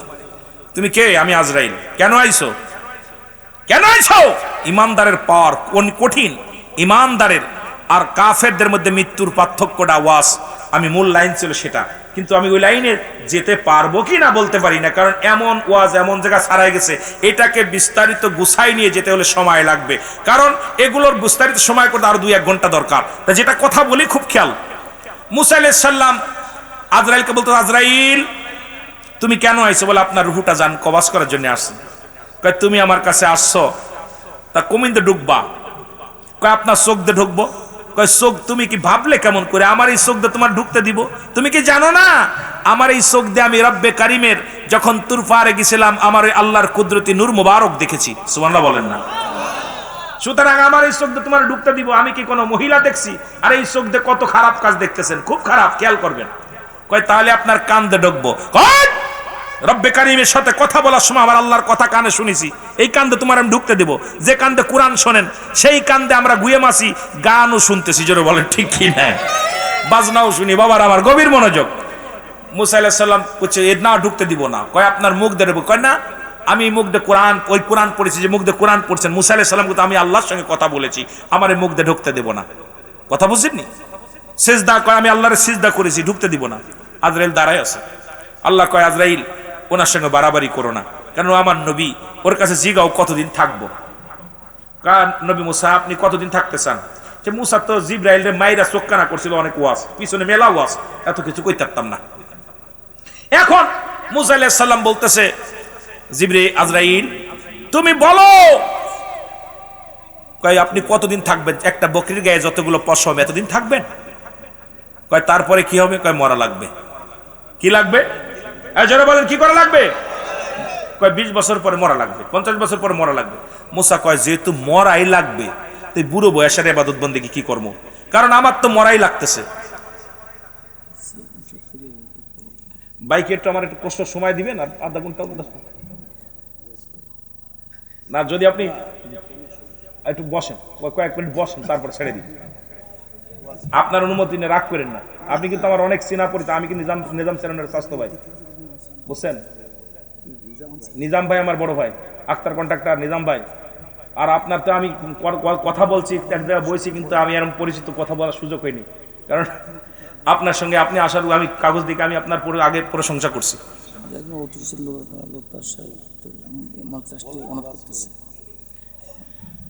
আপনারা আসবে কি আসবে বলেন? ধন্যবাদ। আপনারা বিশেষভাবে অবগত আছেন যে আমাদের কালীনগর পূর্বপাড়া আল মদিনা জামে মসজিদটি কুয়েত সংস্থা থেকে কুয়েত সংস্থা থেকে পাশ হয়ে এসেছেন। এই মসজিদটি আনার পিছনে যার বিশেষ অবদান রয়েছেন, যে অক্লান্ত পরিশ্রম করেছেন, দিনের পর দিন রাতের পর রাত ঢাকা থেকে তার নিজের অফিসকে বন্ধ করে যে অক্লান্ত পরিশ্রম করে মসজিদটি পাশ করিয়ে এনে আমাদের এখানে নির্মাণাধীন করেছেন, সে আমাদেরই সুপরিচিত, আমাদেরই শ্রদ্ধাভাজন জনাব আমাদেরই বড় ভাই মোহাম্মদ লুৎফর রহমান ভাই, তিনি আছেন আমাদের এখানে। আমি ভাইকে বিশেষভাবে অনুরোধ করব আপনি একটু মঞ্চে আসবেন। ধন্যবাদ সম্মানিত লুৎফর রহমান ভাই, আপনাকে এলাকার মানুষ সম্মান করে ভালোবাসে, আপনিও আল্লাহর ঘরের জন্য অনুদান রাখছেন, মায়া করছেন, আপনাকে ভালোবাসে এলাকার মানুষ। ধন্যবাদ, আসসালামু আলাইকুম। সুতরাং আল্লাহ আপনাকে দয়া করুক যে আপনার অবদান, আল্লাহ রাব্বুল আলামিনের ঘর আমার নবীজি যে নির্মাণ করলেন মক্কা থেকে মদিনায় যখন হিজরত করলেন, খুব খেয়াল করবেন, খুব খেয়াল করবেন কথাটা। বাইরে একটা বসতে দিন, ধন্যবাদ। এই পাশে আসেন, আমার বাম পাশে একটা চেয়ার দেন, মৌলানা সাহেব বসেন, আপনি বসেন, বাইরে একটা চেয়ার দেন, সামনে দেন না, চেয়ার নাই, একটা চেয়ার দেন সামনে। আস্তে আস্তে আর ওয়াজ শেষ, এখন 11:30 বেজে গেছে, এখন মেলা কাজ রয়েছে বাদে। আমার ওয়াজ যা শুরু করছি এটা করতে হলে আর 2-3 ঘন্টা দরকার, তো ভাইদের কষ্ট দিব না। তো যেটা বলতেছিলাম একটু খেয়াল করেন, আপনার নবীজি বলতেছিলেন যে আমি একটা মসজিদ বানাবো। কি বানাবো? যারা বলেন কি বানাবো? মসজিদ। নবীজি মক্কা থেকে মদিনায় হিজরত করে উঠলেন, যায় আইয়ুব আনসারীর বাড়ি। কার বাড়ি? আইয়ুব আনসারী বলতেছি, ইয়া রাসূলুল্লাহ, ইয়া হাবিবাল্লাহ, আপনি মসজিদ বানাবেন? কাজী, তাহলে আমার বাড়িটা আপনাকে দান করে দিলাম। সুবহানাল্লাহ বলেন না, এ আস্তে কইবেন না জোরে কইবেন? আপনাকে দেওয়া লাগবে না, এই পাগলগুলো পাইছি। আর আল্লাহর ঘর হবেই, ইহা জোকার কালো হইবে, আপনার ঘরটা এসায় আল্লাহর ঘর খালি থাকে। কারণটা কি? ঈমান দুর্বল। জোরে বলেন ঠিক কি না? আমার বাবারা, মুসাইলের ইদা আল্লাহ নবী বলতেছে, আমি তুমি ঘরটা দিতেছো, কই ইয়া রাসূলুল্লাহ, ইয়া হাবিবাল্লাহ, আমার আসল ঘর তো আমার কবর, আসল বাড়িটা আমার কবর, এটা আমার সানি বাড়ি, আসল বাড়ি আমার কবর। নবীজি মুখের দিকে, আইয়ুব আনসারী মুখের দিকে তাকায় নবীজি ফেলা চোখের পানিগুলো ছেড়ে দিছে। রাসূলুল্লাহ বলতেছে, আনসারী তুমি তোমার বাড়িটা দান করে দিলা? ইয়া রাসূলুল্লাহ, যেখানে আমার আল্লাহর ঘর হবে, আমি আনসারীও আল্লাহর, ঘরটাও আল্লাহ, সুতরাং আমি আমার জীবনটা দিয়া যদি আমি দিতে পারতাম তবু আমি খুশি হইতাম। জোরে বলেন না মারহাবা। নবীজি বললেন, আমি জমি পাইলাম, এখন তো জমি যেহেতু পেয়ে গেছি, কিছু অর্থের দরকার, কাঠকুটি দরকার, সামিয়ানা দরকার। সাহাবীরা যার 2টা খাজুর গাছ ছিল, একটা কেটে নিয়ে চলে আসে, পাতা খাজুর গাছের ডাল কেটে কেটে নিয়ে চলে আসছে, বড় বড় পাথর নিয়ে গাড়ি করে নিয়ে চলে আসছে। নবীজি বলে, আমার সাহাবীরা, ইয়া রাসূলুল্লাহ, আল্লাহর ঘর বানাইবেন, আমরা যেমনি পারি এমনি আল্লাহর ঘরের সাহায্যের জন্য হাত বাড়াইছি। আল্লাহ তো আল্লাহ কি অভাবী নাকি? কথা কইতে নিয়ে আল্লাহ কি অভাবী? না। সুতরাং আল্লাহর ঘরের জন্য আমার ভাই যান, আল্লাহ তার হায়াতের মধ্যে বরকত দান করুক। অনেক যেহেতু উদ্যোগ নিছে, যদি আপনি 10-এর লাঠি 1-এর বোঝা, মারহাবা বলেন না। সুতরাং আমি ওয়াজ যদি সময় যেহেতু আমি বাড়ির মানুষ, সবাই আমরা এক বাড়ির মানুষ, মাগুরার সন্তান, আপনারা শুনলেও আশ্চর্য হয়ে যাবেন। আপনাদের শ্রীপুরে একজন ডিআইজি আছে, মফিজুর রহমান, চেনেন? চেনেন তারে? শ্রীপুরের রত্ন চেনেন? আমি একবার সিলেটে মাহফিলে গেছি, যখন শুনছে মাগুরা বাড়ি, আমারে খোঁজ করে আপনার প্রটোকল নিয়ে, পুলিশ বাহিনী নিয়ে আমার কয় রুল আমির সাথে দেখা করতে যাব। উনি সেই জাপলংয়ের জমিনে গাড়ি নিয়ে, আমি মনে হচ্ছে ডিআইজি আসছে, কাম সারছে, আমার আবার শিবির টিবির বানায় মারবে নি আল্লাহ জানে, ভয়ে তো কাঁপতেছি ভয়ে। পরে কারুর কাছে, ওনাদের কাছে বলছে, আমার কথা বলে নাই। এরপরে আমার যায় জোড়ায় ধরছে বুকের ভিতর, কয় সিদ্দিকী সাহেব, তোমার বাড়ি মাগুরা কোথায়? আমি মাগুরা সদরে। কয় তুমি আমার চেনো নি? আমি তো আপনার চিনি না। কয় আমি এই তো সবে মাত্র ডিআইজি হয়েছি, এই সিলেট বিভাগের ডিআইজি, আমি মফিজুর রহমান সাহেব, আমি মাগুরার ছেলে, তুমি আমার ভাই। আহা, আমার ওদিন আমি আফসোসে আমার বুকটা ভরে গেছে যে এই মানুষগুলো যে নিরহংকার একজন ডিআইজি, যার কাছে এসপিডিসি ধন্না ধরে দাঁড়িয়ে থাকে, সে মানুষ আমি গুনাহগারের বুকের ভিতর টান দিয়ে নিছে, খালি মাগুরার সন্তান বিলে, যে আমার ছেলে, আমার গৌরব, আমার রত্ন। সুতরাং আমার পাশে যারা আছে এরাও আমার রত্ন, আমিও তাদের রত্ন, আমরা পরস্পর ভাই ভাই। জোরে বলেন ঠিক কিনা? কে কো দল করলো আমার দেখার বিষয় না। যখন আমার গ্রামে, আমার মহল্লায় কোনো ভাই আমাদের প্রতিনিধি হয়ে থাকেন, তাকে সাপোর্ট করা আমাদের ইমানি দায়িত্ব এসে যায়। জোরে বলেন ঠিক কিনা? জোরে বলেন ঠিক কিনা? যদি আমার ভাই তো জানেন আপনারা, ওই বছর নির্বাচনে বিপুল ভোট পেয়েছিল, কিন্তু ওই যে দুর্নীতি, আমি তো ছিলাম, দেশে থাকি, খোঁজ খবর নিই। তো এগুলো আমাদের সমাজ পরিবর্তন করতে হবে। পরিবর্তন করার জন্য আপনাদের যুব সমাজ আগাতে হবে। সুতরাং আজকের মাহফিলের সম্মানিত বিশেষ অতিথি আমার ভাইজান সালাম দিয়ে চলে যাবে, তারপর আমি তার জন্য দোয়া করবো। যে সময় পায় আলোচনা হবে, না হয় দুঃখের বিষয় না, কিন্তু 1.5 ঘন্টা আলোচনা হয়ে গেছে। সুতরাং আজকের মাহফিলের সম্মানিত বিশেষ অতিথি জনাব মোহাম্মদ বদলুল আলম বিশ্বাস হিরণ ভাই, এখন আপনাদের সামনে আমি ভাইকে কিছু কথা বলার জন্য অনুরোধ করব। যেহেতু তারা আমাদের এত কষ্ট করে, আমাদের মতো খালি বক্তা না, তারা সমাজ নিয়ে চলে। ভাই প্রতিষ্ঠান ছেড়ে দিয়ে চলে আসছে, সে ওরম 10 জনকে থুয়ে চলে আসছেন। আমি তাদেরকে কথা বলার জন্য অনুরোধ করব। মেহেদি খুলে বলো, এটা কোথায়? এই পাশে। বিসমিল্লাহির রহমানির রহিম। আমাদের মাগুরা অনেক গৌরব আছে, কিন্তু আমরা খুঁজি না, বুঝছেন? আসলে আমাদের প্রধান অতিথি বক্তব্যের পর কারণ আমরা যারা চাকরি বাকরি করি আমরা প্রধান অতিথি বুঝতে পারছে কিনা আমি জানি না। আমাদের ওই নবীজি মানে জান কবজ কিভাবে করলো, এই আকর্ষণটা আসলে সবার মধ্যে রয়ে যাচ্ছে। তা উনি এটা একটু শেষ করুন। আর প্রধান অতিথির পরে আর আসলে কোনো বক্তব্য চলে না। তো ওনার যে পরিচয় পেলাম, মানে আমি আপনার রক্তের সাথে মিশে যাবে। হ্যাঁ, আমি নিজাম ভাইয়ের ছোট ভাই, তার মানে নিজাম ভাই আমার বড় ভাই। বিশেষ করে আমার বড় ভাই নজরুল যিনি মারা গেছেন, তার সাথেই তার বন্ধুত্ব ছিল। এবং আমার বড় ভাই মাগুরা গেলে ওই নিজাম ভাইয়ের ওখানেই আসলে রাত যাপন করত। মানে আসলে মধুর সম্পর্ক তাদের। আর নিজাম ভাই খুব ভালো মানুষ, অত্যন্ত ভালো মানুষ। আর যে ভালো মানুষ তাকে ভালোই বলতে হয়। যেমন উনি মফিজ সাহেবের কথা বললেন, ডিআইজি, আপনারা তাকে চেনেন না।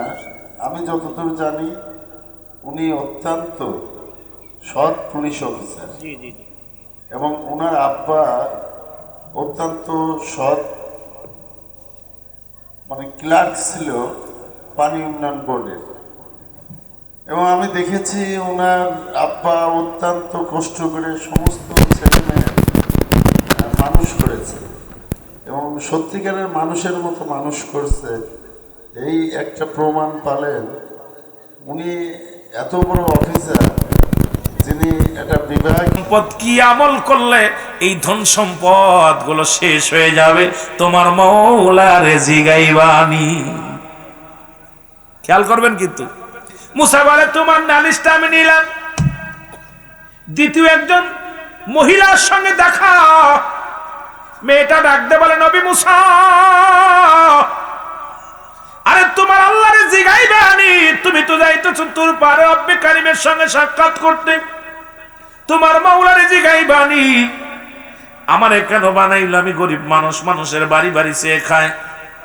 আমি কি আমল করলে এত ধনী হব? তোমার মাওলারে জিগাইবিনি কোনটা আমল করলে আমি ধনী হয়ে যাব। মুসা নবী কয়, নিলাম, তোমার নালিশটাও নিলাম। তৃতীয় নাম্বার, হাত নাই পা নাই, একজন প্রতিবন্ধী রাস্তার মধ্যে বয়া ঘোরাঘুরি করে রে। জিগায়, নবী মুসা আপনি কই যান? কয় তোর বাড়ি। কয়, নবী মুসা রে, তোমার আল্লাহরে জিগাইবানি, আমার হাত নাই পা নাই, রব্বে কারিম আমারে কিসের জন্য বানাইছে? আমার দে কোনো কাজে লাগবে নি। তিনটা নালিশ নিয়ে মুসা নবী রওনা হয়ে গেলেন। যেহেতু শেষ সফর, আর জীবনে দেখা হবে না, রব্বে কারিমের সাক্ষাৎ হবে না, তুর পারে চলে গেলেন।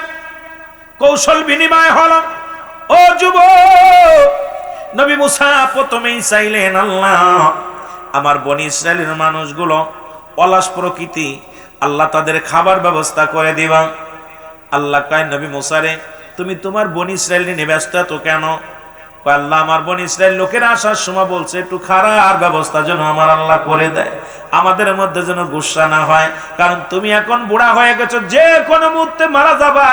যেমন আমার ভাই বললেন আপনার অনুরোধ করবেন, সবাই তো অনুরোধ করি ভাইদের কাছে, বড় ভাইদের কাছে হাত বাড়াই। মুসাকে আমার বনি ইসরায়েলদের খাবারের ব্যবস্থা করে দিবা। আমার আল্লাহ কয়, মুসা রে তোমার হাতে কি? কয় লাঠি। কয় লাঠি দিয়া বাড়ি মারো, ওই কিসের মধ্যে? এই পাহাড়ের মধ্যে বাড়ি মারছে। পাহাড়ের মধ্যে সঙ্গে সঙ্গে বিশাল একটা নদী হয়ে আসছে। এই নদীর মধ্যে মুসা আলাইহিস সালাম কান্না, এই পাহাড়ের মধ্যে নদী কই থেকে আসলো? আল্লাহ কয় মুসারে লাঠি দিয়ে আরেকটা বাড়ি মারো, ওই নদীর মধ্যে বাড়ি মারো। পানির মধ্যে বাড়ি মারছে, সঙ্গে সঙ্গে বিশাল একটা পাথর বাইরে আসছে। মুসা নবীরে ডাক দেখায়, মুসা নবী, ও নবী মুসা, তাড়াতাড়ি তোমার লাঠি দিয়ে পাথরের মধ্যে বাড়ি মারো। বাড়ি মারছে, সঙ্গে সঙ্গে পাথরের ভিতর থেকে একটা হরিণ বাইরে আসছে। এবার হরিণের গালের মধ্যে দেখে তাজা ঘাস। মুসা নবী ডাকতে বলে, রব্বে কারীম, কি আশ্চর্য নীলা! পাহাড়ের মধ্যে নদী, পাহাড়ের মধ্যে নদী, নদীর মধ্যে পাথর, পাথরের মধ্যে হরিণ, তার গালের মধ্যে তাজা ঘাস। আমার আল্লাহ কয়, নবী মুসা রে, তোরা হলি সৃষ্টি, আমি হলাম স্রষ্টা। শুধু আমি বনি ইসরাইল নয়, কুল কায়নাতের সমস্ত মাখলুকাত হলো আমার। আমি আল্লাহ কুল কায়নাতের সব প্রাণীকে খাওয়াই। সুতরাং তুমি দেখছো, তোমার শুধু বনি ইসরাইলদের জন্য নয়, রব্বে কারীম সমস্ত মাখলুকাতকেই খাওয়ায়। জোরে বলা যাবে না মারহাবা। মুসলিম লজ্জা ফিস আল্লাহ, কি লজ্জা দিছে আল্লাহ। দেখছো নি, তুমি তোমার গোত্রের মানুষের চিন্তা করো। পাহাড়ের মধ্যে, পাথরের মধ্যে, সাগরের মধ্যে একটা প্রাণী আছে, ওকেও আমি খাওয়াইতেছি। কে খাওয়াইতেছে? এরপরে সুদখোরেরা মানুষ হবে না, ঘুষখোরেরা মানুষ হবে না। এ ঘুষখোরের দলেরা, সুদখোরের দলেরা শোন, হারামখোরেরা শোন। যেমন শুয়োরের মাংস খাওয়া হারাম, সুদ খাও হারাম, ঘুষ খাও হারাম। তুমি সারা জীবন ঘুষ খাইবা আর সুদ খাইবা, আর বাজারে যে গরুর গোস্ত কিনে খাওয়া, এটা চলবে না। ওদের জন্য মাগুরাতে স্পেশাল স্পেশাল শুয়োর জব করে তাদের খাওয়ানো লাগবে। কারণ সুদ ঘুষ যদি না ছাড়ে, ওইটার জন্য শুয়োরের গোস্ত হালাল। জোরে বলেন ঠিক কি না? সুদ খা কি, ঘুষ খা কি, শুয়োরের গোস্ত খাবা, ঘুষ আর সুদ খুঁজবা বড় বড় মুরগি, চলবে না। যদিও সময় পাবো না বাবারা, আমার গভীর মনোযোগ। মুসা নবী ডাকতে বলে, রব্বে কারীম, তিনটা নালিশ নিয়ে আসলাম আপনার কাছে, তিনটা প্রশ্ন নিয়ে আসলাম আপনার কাছে, উত্তর চাই। বলে মুসারে তাড়াতাড়ি বলো কি উত্তর। ডাকতে বলে, রব্বুল আলামিন,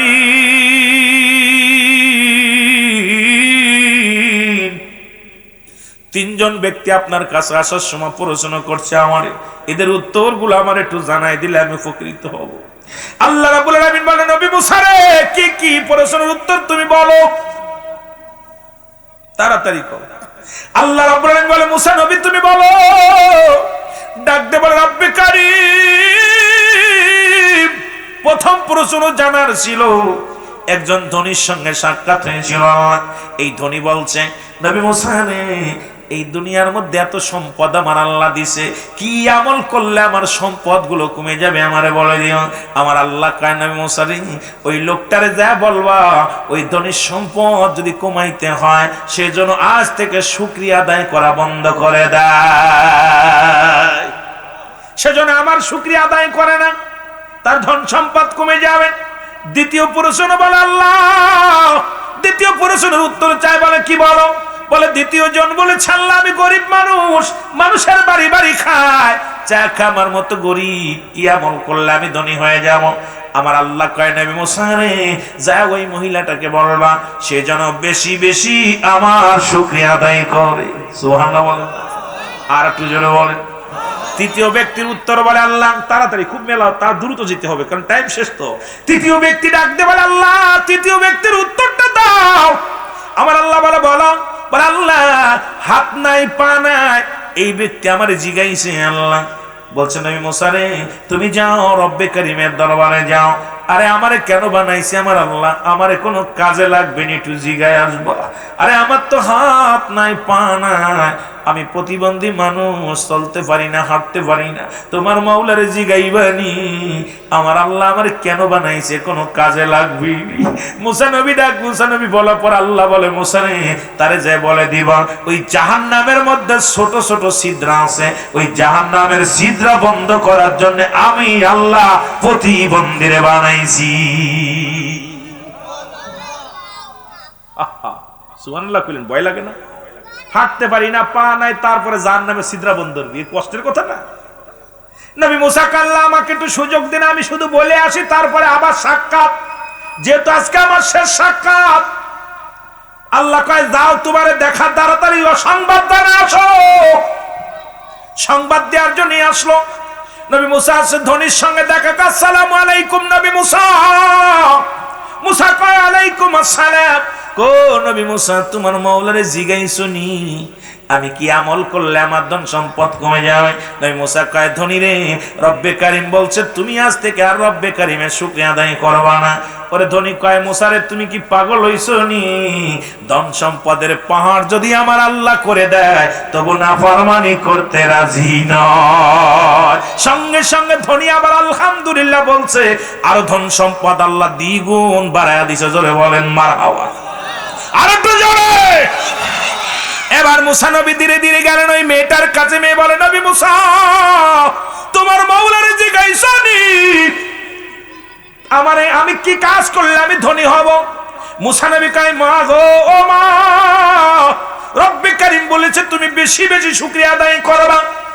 মেয়েটা কয় নবী মুসা রে তোর আল্লাহ আমারে কি দেশে এত শুকরিয়া আদায় করব কেন? তোর বড় বড় আল্লাহ কি কাম পাই নাই খালি তার শুকরিয়া আদায় করতে কয়? সঙ্গে সঙ্গে একটা তুফান আসিয়া গত শুক্রবারে রব্বে কারিম একটা ঝাঁকি দিছে, আজকে বিকেলে একটা ঝাঁকি দিছে। জোরে বলেন ঠিক কি না? এক ঝাঁকি তল বাংলাদেশ নাসা দিছে। 13 জন মৃত্যুবরণ করেছে।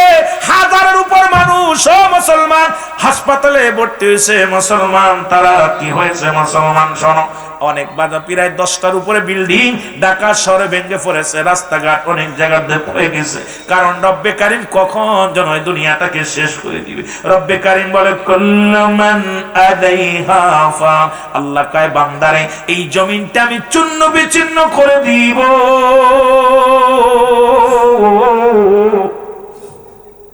এই জমিনের মধ্যে যা কিছু আছে আমি চূর্ণ বিচূর্ণ করে দিব। এই জমিনের মাটিগুলো আমি পুরে উত্তম বানা দিব গো। এই জমিনের পানিগুলো পুরো আমি ছাই বানা দিব। যেদিন কিচ্ছু বলতে কিচ্ছু থাকবে না, সেদিন থাকবে শুধু আমার আল্লাহ। আল্লাহ কয় বান্দারে যেদিন আমি থাকবো রাসূলুল্লাহর ভালোবাসা নিয়ে। আর নবী কয় হায়াতি খায়রুল লাকুম, আমার হায়াতের জিন্দেগিটা আমার উম্মতের জন্য কল্যাণ স্বরূপ। ও মামায়াতি খায়রুল লাকুম ওয়াফাতি খায়রুল লাকুম। নবী কয় উম্মতিরা রে এই দুনিয়ার মধ্য থেকে আমি বিদায় নিলাম, এটা আমার উম্মতের কল্যাণের জন্য। জোরে জোরে বলো মারহাবা। এই দুনিয়ার মানুষ সঙ্গে সঙ্গে মহিলা চিৎকার মেরে ডাকতে বলে নবী, নবী মুসা। সারাদিন মানুষের কাছে চা চিন্তা খাইতাম, রাত্র হলে মাথা মুসলমান বালিশ দিয়ে একটু ঘুমাইতাম। তোর রব্বে কারিম এটাও ভেঙ্গে দিল রে মুসা।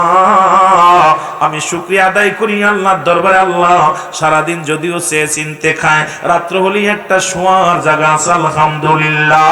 সঙ্গে সঙ্গে রব্বে কারিম দুই মহিলার বিশাল একটা বিল্ডিং বানায়া দিছে, মুসলমান ধনী বানায়া দিছে। এবার যাইতে যাইতে মুসা নবী গেছে প্রতিবন্ধীর কাছে। প্রতিবন্ধী ডাক দে কয় নবী মুসা রে তোমার আল্লাহরে জিগাইছো নি আমারে কেন বানাইলো? নবী মুসা ওই প্রতিবন্ধীর মুখের দিকে তাকায়া চোখের পানি ছেড়ে দিছে। ডাক দেখ আল্লাহ এ তো জীবনে হাত নাই পা নাই, এর যদি বলি জাহান্নামের ছিদ্রা বন্ধ করবে সব চাইতে কষ্ট পাবে রে রব্বে কারীম।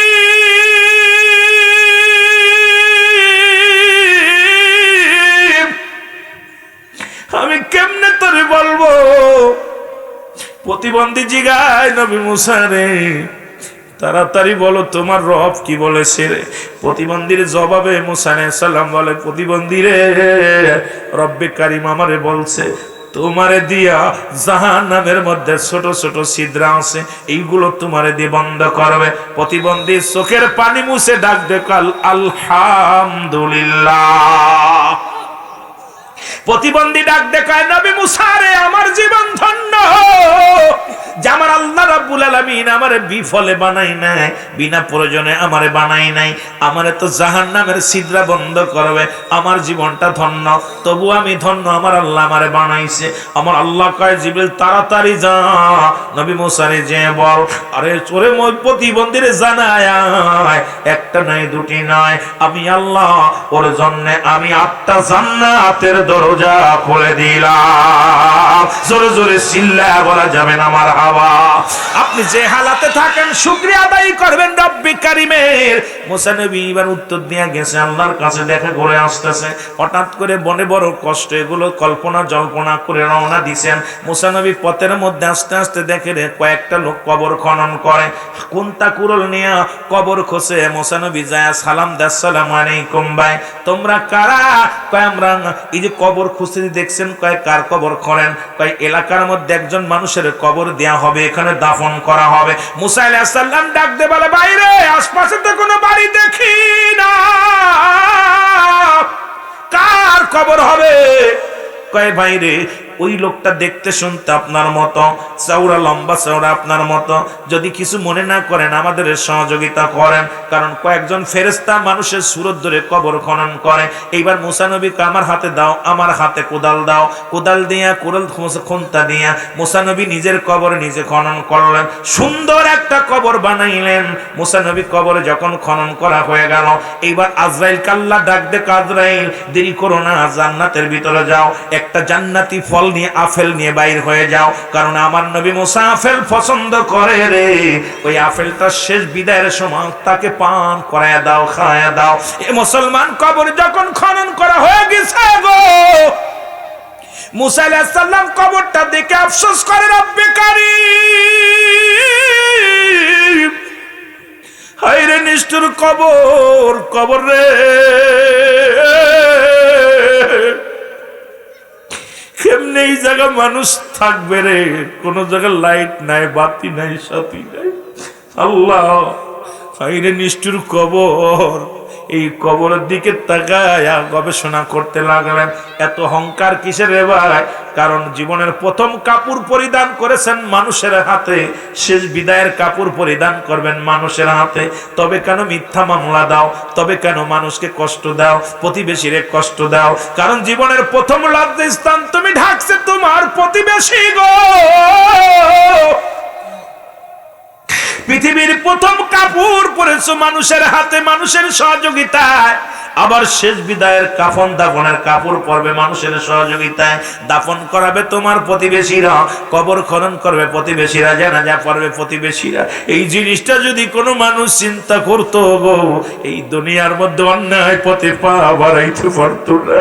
আবার নবী মুসা আলাইহিস সালাম কবর খোনা পথ ডাক দে বলে, ভাইরা এই কবরটা আগে খুঁজা শেষ। এবার ফেরেশতারা কয়, নবী মুসা মনে যদি কিছু না করো, এই কবরের মধ্যে একটু গড়িয়ে দেখো, কারণ যে ব্যক্তি এখানে ঘুমাইবে লম্বা চওড়া আপনার মতো দেখতে, চেহারা সবু আপনার মতো।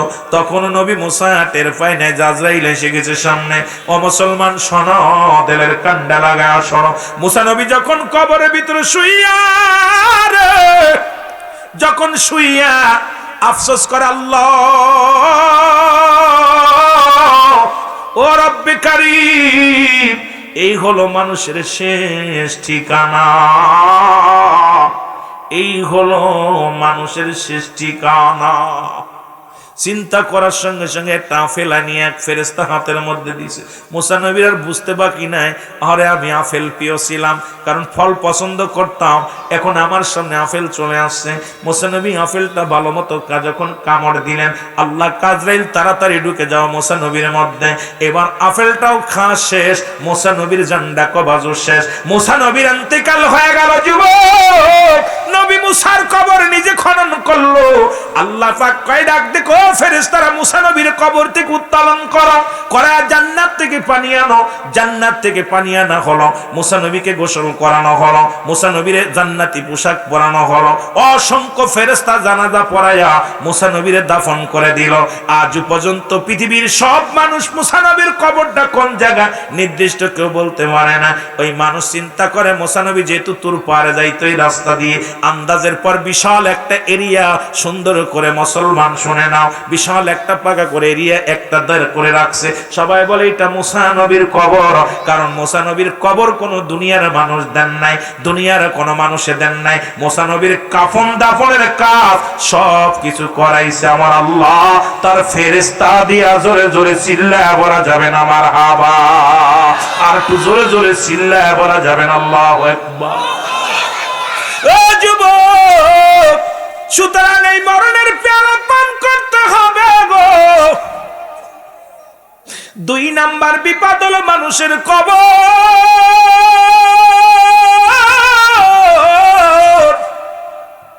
এই কবরের মধ্যে শোয়ানোর পর একজন ফেরেশতা আসে।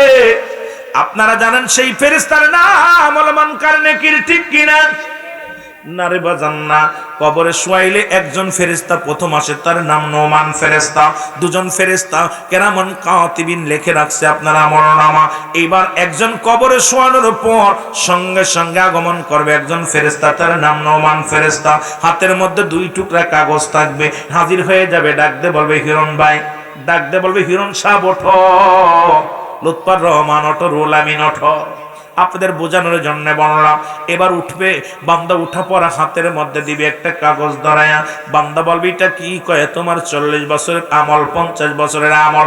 বান্দারে যার যার আমল নামার তার লেখা লাগবে, কোনো টিপসই চলবে না, কোনো সুপারিশ চলবে না। এবার নোমান ফেরেশতা ডাকতে বলবে ভাই তুমি লেখো। এবারে লিখবে বান্দা, ডাকতে বলবে আমি লিখবো কেমনে রে, আমার কাছে তো কোনো কলম নাই রে, আমার কাছে তো কোনো কলম নাই।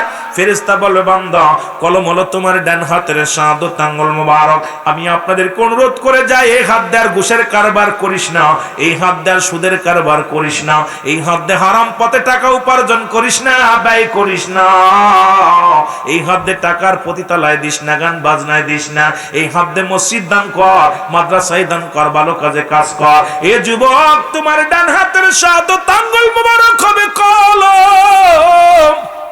বান্দা বলবে আমি কলম পাইলাম, এখন আমার তো কালি দরকার, কালি নাই।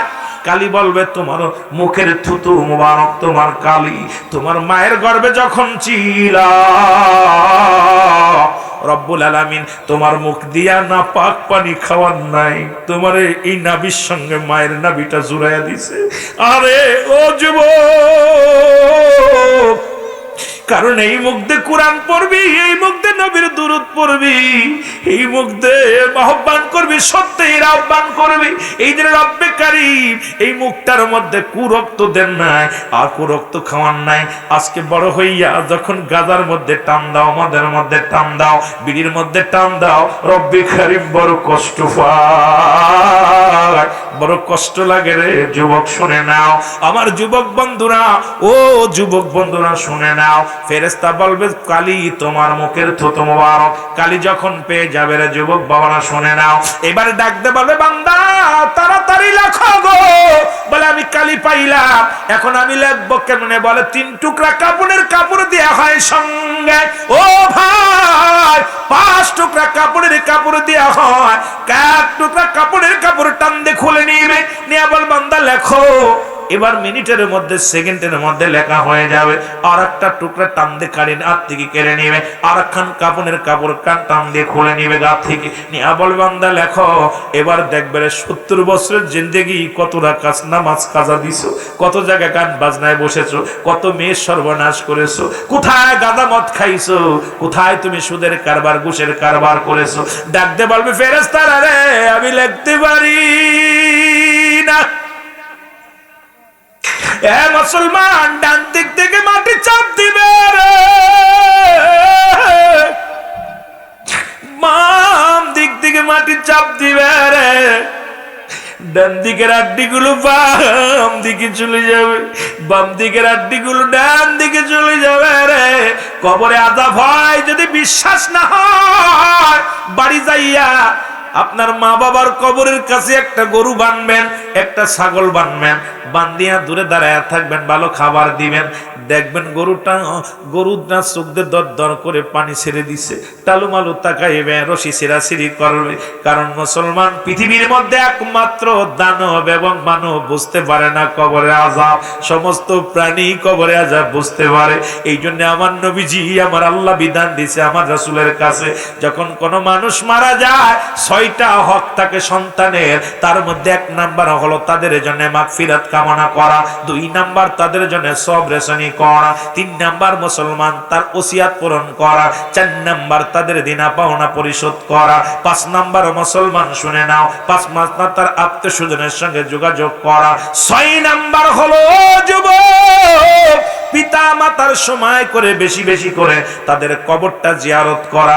আজকে এমন সন্তান দেখে গেলাম আব্বা মার কবরটা পর্যন্ত চেনে না। ইমাম রে জিগায়, হুজুর আমার আব্বার কবর কোথায়, মার কবর কোথায়? আরে যুবক, বড় আফসোস জাগে রে। এই হকগুলো যদি আদায় না করে যুবক, তোমার মা তোমার বাবা তোমার চিনবো না। আইরে সন্তান রেখে গেলাম, আব্বা মার জন্য কিছুই দিলাম না।